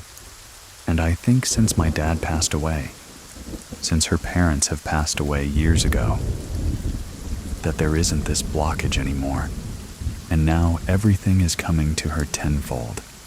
Lately, my mom hasn't had any visitors or noises, but she still has that fear in her, that if she hears something, oh my goodness, who's going to be next? Luckily, my son wasn't born with that. My sister and my brother weren't born with that. So it seems like my mom and I are the only two people in our family who actually sees or experiences these things. It's not fun. This is something I want no part of. And if I see or dream about somebody that I really care about, I'm too scared about what's going to happen. Like I always say to my wife, I just want peace in my life, and that's it. You can listen to these stories without ads and support our production free for 2 weeks and then $4.99 a month and cancel whenever. Just head on over to Scary Plus. Com links are in the description of this episode. Up next, check out Horror Story, a podcast where I tell you about eerie, true events and mysteries. It's the one with the picture of a road and Horror Story in yellow letters. And if you have a story that you want to share with us, head on over to truescarystory.com. Thank you very much for listening. Keep it scary, everyone. See you soon. Please listen to the story Chased by Spirits, My Family's Paranormal Encounter. I grew up in this really tiny town called Cleveland, Utah. The house was known as the very first post office in this really small town when Utah was founded. It was so old that when we did some renovations on the house, we would cut into it and see that it was logs on the inside. That's how old it was. It was an old log post office.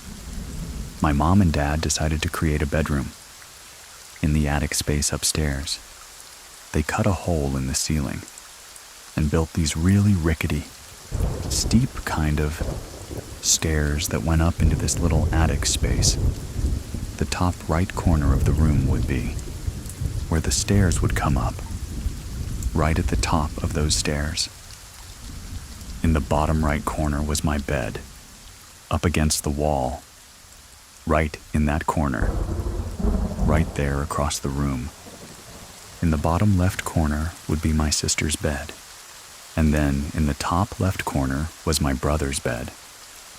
I used to see this really dark shadow every night. I would wake up in the middle of the night. Somebody was in the room with me watching me. I would open my eyes, and there would be this dark shadow standing over by my brother's bed. Staring down at him, it was the shape of a man, but it was just a really dark shadow. That would stand there. It would move from my brother's bed, and it would just float across the room, standing over the top of my sister's bed watching her. If I felt myself waking up, I would keep my eyes closed and wait for my brother to move, or wait for my sister to move, and then I would open my eyes. Then he would be standing right by me, staring down at me, watching me sleep. I was so scared I would take all of my stuffed animals, put them all the way around me, and then I'd take the biggest stuffed animal that I had, and I'd put it right over the top of me and tuck it in to make it look like. The stuffed animal is the one sleeping in the bed. I think around in my teenage years, we moved out of that house, and I didn't have any other experiences growing up until later in life when I met my husband. We had all of our kids at that time, and he was stationed in the Air Force, and he got deployed to Iraq, Afghanistan. He got deployed to Korea for a year. One of the funny things about me and my husband, we were really into the TV show Ghost Hunters. There was this one episode where they went to the Stanley Hotel. It's the actual hotel that Stephen King himself was staying in when he had those experiences. That scared him so much that he wrote the book, The Shining. This hotel is over 100 years old in Estes Park, Colorado. It's gorgeous. On this episode, they decide that they're going to split up into these separate rooms in the hotel that are known for the most paranormal activity. In the hotel, one of them is on the 4th floor, room 412. Back to me and my husband. My husband is deployed to Iraq. I want to surprise him with something. Just pretty cool for him coming home. He's been gone for 6 months.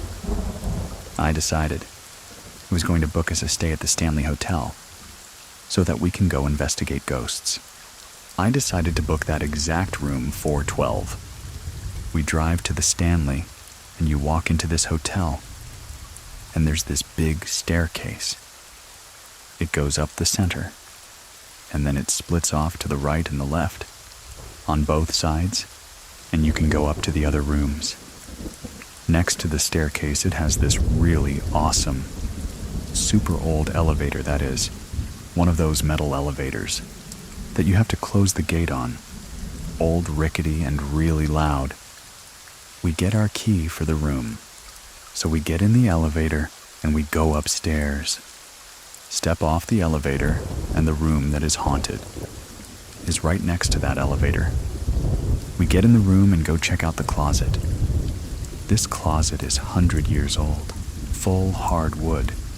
It's got one of those really old doorknobs on it that are really hard to turn. It's super heavy.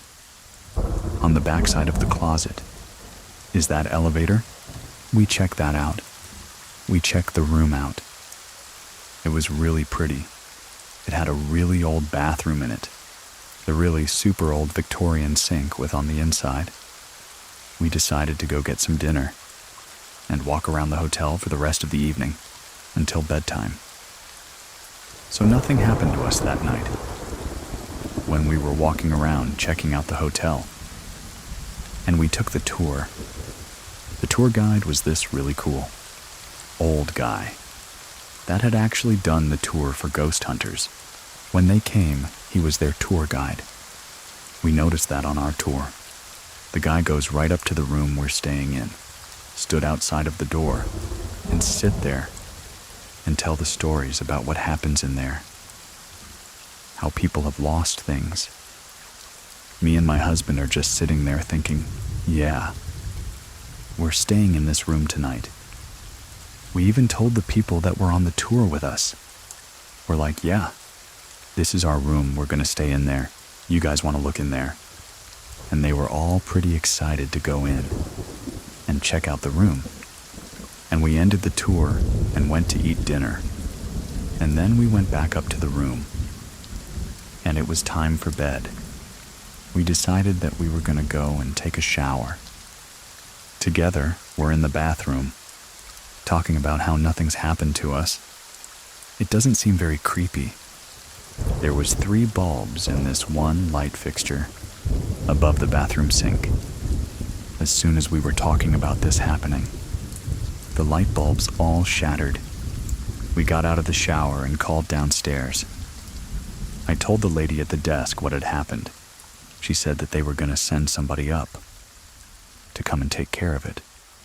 Things like that happen all the time in that room. I just don't know what could have caused that.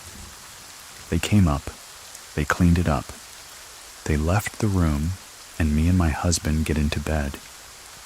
And we're laying there, and I'm trying to go to sleep. This bed is facing the closet. So if you're sitting up in bed, you're looking right at the closet. I get this really dark, heavy feeling. There is something in this room. I open my eyes. I look up. Right above the bed is a fan. A ceiling fan, and right next to the ceiling fan, there is this woman floating there. She had a really long, dark hair. I'm looking at her. I start grabbing my husband's arm, shaking him, and I'm like, honey, do you see her? She's right there. And I'm hyperventilating. He wakes up, sits right up, and he's like, where? Where? And I'm like, she's right there in front of us. At that point, she starts moving towards me. And I take a breath and I'm like, hi. She stops, tips her head sideways. We laid down to go back to sleep, and I could not go to sleep. The morning after, we went downstairs to go tell the people that I had an experience. There's a tour guide there. And I tell her what had happened to me last night. And she kind of just, yeah, that happens all the time. It seemed like she didn't believe me, didn't take me seriously. We decided we were going to go look around the town and check out the hotel more. It's pretty big. It's got a few outbuildings too. We spent the day just being tourists. We get back to the hotel. My husband decides what he's going to do.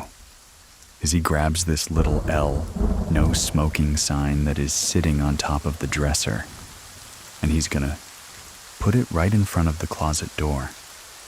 Slide it right under it just in case something happens. We go to sleep, and nothing else happens that night. The next morning, the closet door is closed, but the little LS sign was out in the middle of the floor. I'm feeling really uneasy about staying in this hotel and room because we had one more night there. I call my mom. I'm bawling. I don't want to stay here. And my husband's being a sweetheart, sitting there telling me it's going to be okay. We just got one more night. Let's just stay here. And I said, okay, we'll just stay because it was paid for that night. Actually, nothing happened to us. We just woke up and left to go back home. I would absolutely stay at the Stanley Hotel again. The hotel was beautiful. The food was amazing. From their little old-fashioned restaurant. And the rooms were really comfortable. Really scary, but really comfortable. I would not stay on the 4th floor again. Not at all, not in any of the rooms on the 4th floor. Forget it. Throughout our marriage, we have had quite a few paranormal, inexplicable things that have happened. After we went and stayed at the Stanley Hotel, we had moved out of the house that we were staying. At the time, we moved on to base housing at Hill Air Force Base. Cabinet doors would open and close. You would hear whispers or voices throughout the house. When I was in my room laying on the bed, I would be reading, and right above the book, I would see this little boy's head just quickly dash past the bottom of the bed. One other instance. Me and my husband were laying in our bed watching TV. All of a sudden, all of the stuff that was in there, our bathroom, fell off of the shelves into the bathtub. Another time that I was laying in bed, all of a sudden, I felt these little steps stepping next to me, from my feet all the way up to my head. And I turned and I looked, and there was nothing there. We decided that we wanted to name this little ghost. And I'm like, how about we name him Billy? At that exact same time, my husband said that in his head popped the name Billy. After this house, we had moved off a base. It was Halloween, and we felt this ghost presence had followed us. Because same thing started happening in this other house. I took my kids to go see my mom for Halloween. While we were there, I was on the phone talking to my husband, and all of a sudden he says, there was a little boy that just ran across the floor, down the bed, out of the corner of my eye. The kid ran across the room. We're sitting there talking about it. And then all of a sudden you hear in the living room the sound of one of my Halloween decorations go off. This Halloween decoration, it was broken. The motion active part of it was busted. And it was an old gravestone that would crack open and scream at you. The only way for it to go off was for somebody to push it. We moved to Montana. We had a bunch of things happen in that house. My children saw these things. My son Lincoln, he is very sensitive. A couple of days ago, I was in my room. My son's girlfriend. I was going to show her something on my phone.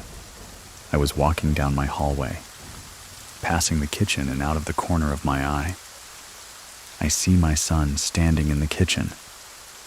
In front of the sink, his back was to me. I thought, okay, I'm going to go show Lincoln first. When I turned to look into the kitchen, he's not there. He is not there. There is nobody there. He comes walking in through the family room. In the back door, I explained to him. This ghost, or mimic, or whatever this was, looked just like him. I have no idea what that was. But it scared the crap out of me. That's the first time something's happened to me, personally, in this house. I'm hoping nothing else happens here. I'm almost over the whole ghost thing. Haha, balding. We have had other situations where we would be sitting out on the porch. We live up in Willow, Alaska. It's a really tiny town in the middle of the forest. We have neighbors that aren't very close to us. We would be sitting out on the porch, and you would hear strange howls, moans, and growls over in that forest. Over there, across the lake, we're avid hunters. We know what it sounds like when a moose is in heat. Just doesn't sound anything like that. Me and my son and his friends, we always talk about shapeshifters up here all the time. Skinwalkers is a big deal in Alaska. A skinwalker can take certain forms of people or things. I don't know if it could have possibly been something like that. I can't tell you. I really have no idea what it could possibly have been. I don't know if it's the places that we've lived in, or if it's because my side of the family, is so sensitive to ghosts, or if it's Lincoln himself. If he attracts these things coming to us everywhere that we've been, in all of the houses that we've lived in, I haven't really been very scared, even though we've had these experiences happen to us. Every time I'm thinking that we're in a new place, it's going to be great. There's nothing going to happen. Then something happens. You can share your story with us over at True Scary Story.com and to listen without ads and support the show at the same time. Visit scaryplus.com. If you're following the show, I'll talk to you next week. Thank you very much for listening. Keep it scary, everyone. See you soon. Everyone, see you soon. Everyone, please listen to the story. A warning from my mother. What happens when eerie encounters refuse to be ignored?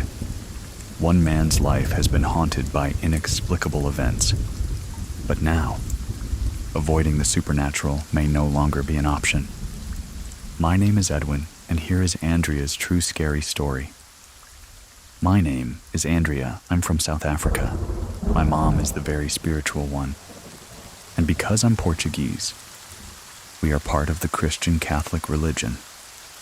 She would tell me a lot growing up about seeing things, or giving messages, or getting messages from somebody, saying something is about to happen in your life. She didn't really influence me as much. And my dad also didn't quite believe in it as much as what she did, but throughout my life, there's been a few small things that happened that I'd talk to her about, and then she would always turn around to me and say, "Yeah, you see, it's real." When I was 8 or 9 years old, just after my sister was born, we used to live in this very big mining house. So in South Africa, when you work for the mines, which is what my dad used to do, they would provide housing. Now, the housing that was provided was built back in the 1960s. And in this house, there's a lot of wooden floors. You could hear quite well when somebody was walking around through the hallways towards the bedrooms, towards the sitting room. It was quite difficult to sneak around the house. The first encounter occurred one night when I was taking a bath in my parents' bathroom. All of our rooms were on the same side of this house. If you walked down the hallway facing the rooms, my bedroom would be on the right, and my parents would be on the left. The bathroom would also be on the left, but it would be just before my parents' bedroom. I was taking a bath in their bathroom this one evening. My dad was working late due to some incident that happened at the mine. I was playing with my toys in the bath when I heard footsteps coming down the hallway. I could tell that this was my mom walking towards the bedroom. When I saw her walk past, I greeted her and kept playing, thinking everything's normal. She went to fold up laundry in the bedroom. After a few minutes, I heard heavier footsteps coming down the hallway, so I shouted for my dad, thinking that he had arrived home safely. My mother shouted from the bedroom saying no. Your dad can't be home because he hasn't called me yet. He's still underground dealing with the incident. So I thought that was strange, but carried on playing anyways.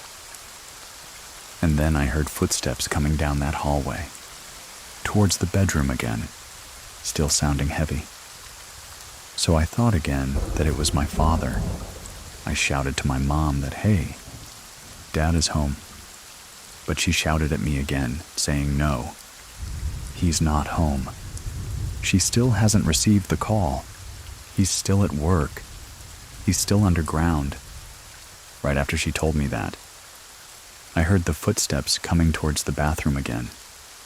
But it's as if they were going to walk across the entrance to the bathroom. So I waited, and I looked to see if there was anyone coming through. But I didn't see anyone. The footsteps stopped, and I was looking at the hallway and didn't see anybody there. I faced basically the bathroom door, which was open, and it looked like some weird black cloak disappeared behind the bathroom door. As I was looking at it, I freaked out. I shouted for my mom to come get me. I told her what had happened, so she came running. I kept staring at the door. When she came in, I pointed to the door, trying to explain to her what I just saw. And then she just told me that if I ever see darkness, or see anything that's out of the ordinary, I must pray. She would always be watching over us, with regards to the spiritual world. You know, the paranormal. And sometimes she would even tell us things that either hasn't happened yet, and then it would happen, or you know something that we wouldn't have told her, but she knows about it. It's actually frightening sometimes. I'm even getting goosebumps right now, thinking about it, and I have a funny feeling that when I am done here, I'm gonna probably get a phone call from her, saying that, no, were you talking about me? 'Cause stuff like that happens. It's weird. This was a few months later. I used to have a pet hamster named Alex in my bedroom. If you go straight into my bedroom, my bed would be on your left. Then I would have a desk at the end of the bed, and then I would have this huge window facing our back garden. While I had my hamster Alex, I had him in a cage, and the cage was always on that desk in front of the bed. When I tried to go to sleep during the night, I would hear the squeaking coming from his little wheel that he would run on. I think it was a few days before the event. He somehow escaped from his cage, and he ran out of my window. We looked inside the cage. We could not find it. We searched quite thoroughly for it, and we just couldn't find Alex the hamster. Few days later, after he had disappeared, I went to bed quite early because it was a school night. I woke up during the night feeling uneasy, as if something is watching you, or someone's there in the corner, just staring down at you with this pressure on you. It's quite a strange feeling. I sat up, and I didn't hear my parents in the television room, so I assumed that it was late enough, that they were already sleeping. I tried to go back to sleep. I heard the footsteps coming down that hallway again. At first I thought maybe it's my mom, because my mom would stand up, take the dogs outside for them to go and do their business, and then she would come back inside. But it would have been a bit strange if it was just her on her own, because normally she would have the dog's footsteps following behind her. I just kept feeling like there was some sort of pressure surrounding the atmosphere in my room. But I heard the footsteps, and they started getting closer to my bedroom door. My bedroom door would normally be closed enough that I could still have a bit of light coming from the hallway. It if somebody turned on the light. But there was no light at all. So I know for a fact that it wasn't my mother. Then the feeling of a supposed anxiety got worse. The footsteps kept coming, stopped right outside my door. Something pushed my door lightly so that it could open a bit. And I saw it opening, and I thought, okay, you know what? My mom is just checking up on me. She's making sure I'm sleeping. Because it is a school night, but nobody poked. Head around to see me nothing. And I began to hear my hamster's wheel start squeaking, as if he was running on it, but running super fast. That's when I just freaked out. I threw the blanket over my head. I screamed out in terror. When that squeaking got so loud, it's as if it was right next to me. Mother came running from her bedroom, asking me what's happening. Stopped. We checked the cage. No hamster. After that event happened, we went outside of our front door. So the front door, to the whole household, was actually quite close to where my bedroom door was. So I always thought that he escaped through the window and into the garden. And the next day, I found him in the garden, right in front of the front door, which was amazing. He came back. My mom said that something was kind of affecting me, so she said that we need to call somebody to come and cleanse the house, to get the house clean. But my dad was always very against the idea. This would cause quite a lot of fights between them. Money wasn't a problem for us. We were very fortunate. But my dad was always under a lot of pressure at work. Whenever he got home, there would be quite a lot of negativity from his side, because his work was not easy. Especially for the mines in South Africa. It's quite a difficult job to do. So he was under a lot of pressure all the time. Because of that, my parents used to fight quite a lot. So I could hear them sometimes screaming at each other, shouting. My dad would be the first one to really raise his voice. But my mom used to keep saying this thing to him of, you are bringing such negative energy into our household, and it's affecting your son. So that's basically affecting me. We moved around quite a lot because of my dad's work. So we moved into this brand new house. We had an upstairs and a downstairs. This is why. This makes these events a bit strange for me. Because nobody has lived in this house at all. We were the first family to live in this house. This was about 2 years after my sister was born. This one night, my sister and we were downstairs. My sister was sleeping on a 2-seater couch. Opposite me and I was on the other. Similar 2-seater couch watching TV. My sister's sleeping. She's tossing and turning a little bit, but nothing is bothering her as much. Next, out of the blue moment, she wakes up, she looks at me, and as if it was a ticking time bomb, she just started screaming, as if somebody was physically hurting her. So I got up, I ran to her, and I tried to calm her down. And a few moments later, my mother came down, asking, "What did I do? What did I do?" So my mother came, picked her up. She calmed her down. And then my mother sat on the couch with my sister, and everything was fine. We carried on watching TV. My sister fell asleep. My mom's arms. My mom put her down next to her, just to give her a more comfortable position to lie in. After a few minutes, once again, out of the blue starts freaking out. Just didn't make sense. But she did this thing where she would sit up. She starts screaming. But then she's pushing something in front of the couch. She's like extending her arm away, as if something is attacking her from under the couch. So she just kept extending her arm, trying to push something away. We are going towards her. My mom picks her up, and she's still got her arm extended, pushing whatever it is. We both freaked out by what's happening. So my mom just takes her starts praying. Still don't know what happened. But my sister talked about it later on, when we got older, and she says no. She remembers that. It was these black dogs trying to attack her. They were trying to drag her away. That's what she remembers. That's so quite strange. Time passed. We still in this new house. I'm sleeping in my room if you climb up the stairs. The first door directly in front of you was the entrance to my bedroom. Left was the office/study room.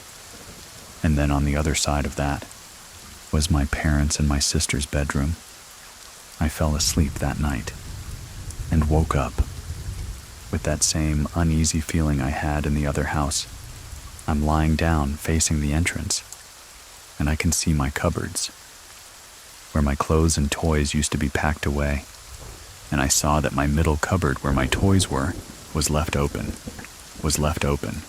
which is a very strange thing to happen, because every time I went there to put on my clothes, before climbing into bed, I was taught from my parents that I must always close a cupboard and don't leave it open. I could see like an outline of the shelves, and it was very bright, like white. So even though it was dark, you could still make out a little bit of the shape of the shelves. Once I saw that, there was kind of like a weird cloth that I saw in the previous house, coming out of the cupboard, but sloping downwards like smoke. If you've ever seen cold vapor, whatever flowing down the shelf. If you open the freezer during a really hot day, and you see that vapor just crawl underneath and fall straight down because it's cold. It was like that, but it's black. I tried to close my eyes, didn't want to look at it, but I looked at the cupboard again, and that's when I saw these two. Bright red eyes looking at me, and I jolted awake, like your body just jumps up from, as if you got a fright when you're falling. Screamed my lungs out.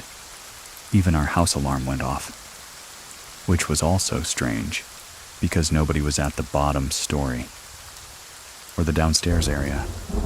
It's almost as if the alarm went off at the same time as I did. My mother ran in. She said her famous words. "Okay, just pray. I told you, if you see that, you need to pray, don't let it in." But I was just so freaked out. I didn't think of doing that stuff. The same house again. I think I was lucid dreaming. You can't move your body at all. You can move your eyes, but you can't really move your body at all. So I think in this evening, that's what was happening to me. So I was sleeping and woke up very late in the morning. Can't remember the time, probably off to about 2 a.m., and I couldn't move my body, as if it was like... With an instinct, I looked at the cupboards, where I saw that shadow face thing with the red eyes. But my cupboards were closed. Didn't see anything. So I thought, okay, I'm safe, I felt comfortable. Then I decided to look at my bed, my headrest. That was a big mistake, so I saw this face. Like a face that had a mask above my head. It started forming. But it did it in such a way that it's like it just starts appearing out of thin air, solidifying this very vivid, detailed image of a face in front of you. I don't know whose face it was, because it looked like it was wearing a mask. I freaked out. I felt this heavy pressure. I didn't know what to do. I couldn't move, but I tried to see if I could wake my body up. I kept trying to move. It still kept coming towards me after it had formed. Eventually, I got feeling in my body and I punched at the face, kind of like a fight or flight response. I remember seeing my arm going through it before he disappeared. Since then, if I ever have like a lucid dream, or if I'm ever awake, but I can't move my body, I will keep my eyes closed because I don't want to see that again. There was just such a horrible pressure after that. And I think that's why I just tried to fight it. My mother would always try and be in control, and she would always cleanse. Even if my dad didn't believe it, she still did it because she believed that it was, like, very important, and she would always protect us. My grandparents are from Portugal. My uncle, my mom's brother, he passed away when he was 24, and my uncle was buried there. So when we went to visit, we stood on top of his grave. And since that first time, I always have, like, a comfortable feeling that he's around me. You know that I know everything is fine. And my mother says that he is always around the kids, always around my sister and I. He is our guardian angel. He is protecting us. And I think that's sometimes why I see things, even if I don't believe them. I will still experience small things. My mother is quite a big role in all of this stuff because of her being more religious. So everything, ironically enough, kind of ties around her. I used to have an ex-girlfriend in high school. Her mother passed away when she was about 3 years old. So she hasn't had a mom for many years. It was quite sad, but, she carried on. So we started going out. She used to tell me about her mom, and, I used to see her, pictures of them when my ex was a little baby, with her mom on her mom's lap. What happened with this story was, she told me about her mom, and she would sometimes have quite vivid dreams, as if her mom was still around her. I always thought, I don't think there's anything there. Maybe there's no meaning to the messages that your mom's trying to give you in your dreams. So she would say that her mom in her dreams would say, no, that she's found someone that she can talk to. And I thought, okay, that's very weird. Then she says that her mom felt a pulling force towards another person. It wasn't me, because I didn't really feel anything change, and nothing happened to me specifically. However, because we were going out, and her mom kept telling the daughter that, oh, I'm feeling a pulling force. She was actually feeling that pulling force to my mom, so I disregarded everything she said. But a week after that, my mom says, listen, she's not feeling well. There's someone that is bothering me. When I'm trying to sleep, and I asked my mom, what do you mean I don't understand? Who is someone? So my mom says no. She woke up, she saw this lady talking to her, and she wanted my mom to try and communicate with her daughter through my mom. She kept bugging my mom for 2 nights, and my mom eventually had enough, and she came to me and said, listen, I need to have a talk with this girl. I need her to come over now. I need to sit down, because this lady is bothering me the whole time. I cannot sleep, it's messing me up. So much so that my mom even looked sick. My ex came over, we sat down around a table. My ex didn't have to say anything. My mom told her everything about her mom, how she passed, why she wants to communicate with her. She wore glasses, a specific accessory that you need for every day. So she says no. She wore these black glasses, and she did this.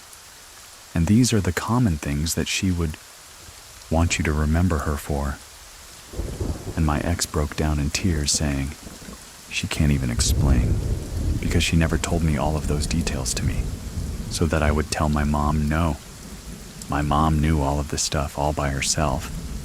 That was very scary. Still, these things happen. And my mom still says you are sensitive to it. Even if you deny it, you still gonna see it because you're sensitive to it. But I don't know, I'm 27 years old now. It's freaky that it still happens. They say that dogs can see this sort of thing. We have a little pickiness, sometimes during the night, He stares at the door and he barks and he doesn't stop. This one last event happened about 2 weeks ago. I normally set my alarm for 5 a.m. or 5 a.m. so that I can drive to work, because it's about an hour's drive. But what happened this morning?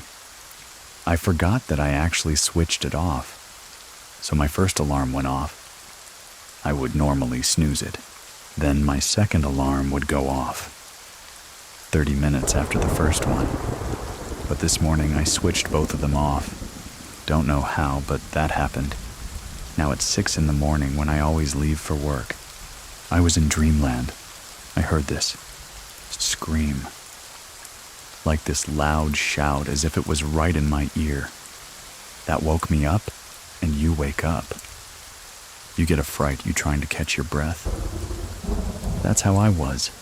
I thought, what's happening? Is it my girlfriend? Is she okay? Because we live together. So she's next to me. So I thought, oh, maybe she screamed no. She's passed out. She's not even facing my direction. Whatever it was, woke me up at the exact time that I had to go to work. So then I phoned my mother about this, and I told her the story of what happened. As I'm telling her the story, she tells me no. I'm getting goosebumps right now, just hearing you. Tell me about this woman that screamed. And then she starts asking me questions like, was she old? Was she young? I said to her, I don't know. I can't really tell how. The difference between an old and young scream, but it's a scream. And then she tells me it's weird that it's a woman, because it would sound maybe like your uncle and not somebody else. So then my mom says, listen, you need to be careful because it would be, maybe possible that it's your uncle. If it's a man's voice, but if it's a woman, maybe it's something else. So be careful. Do you know of someone who has a true scary story that takes place in the woods?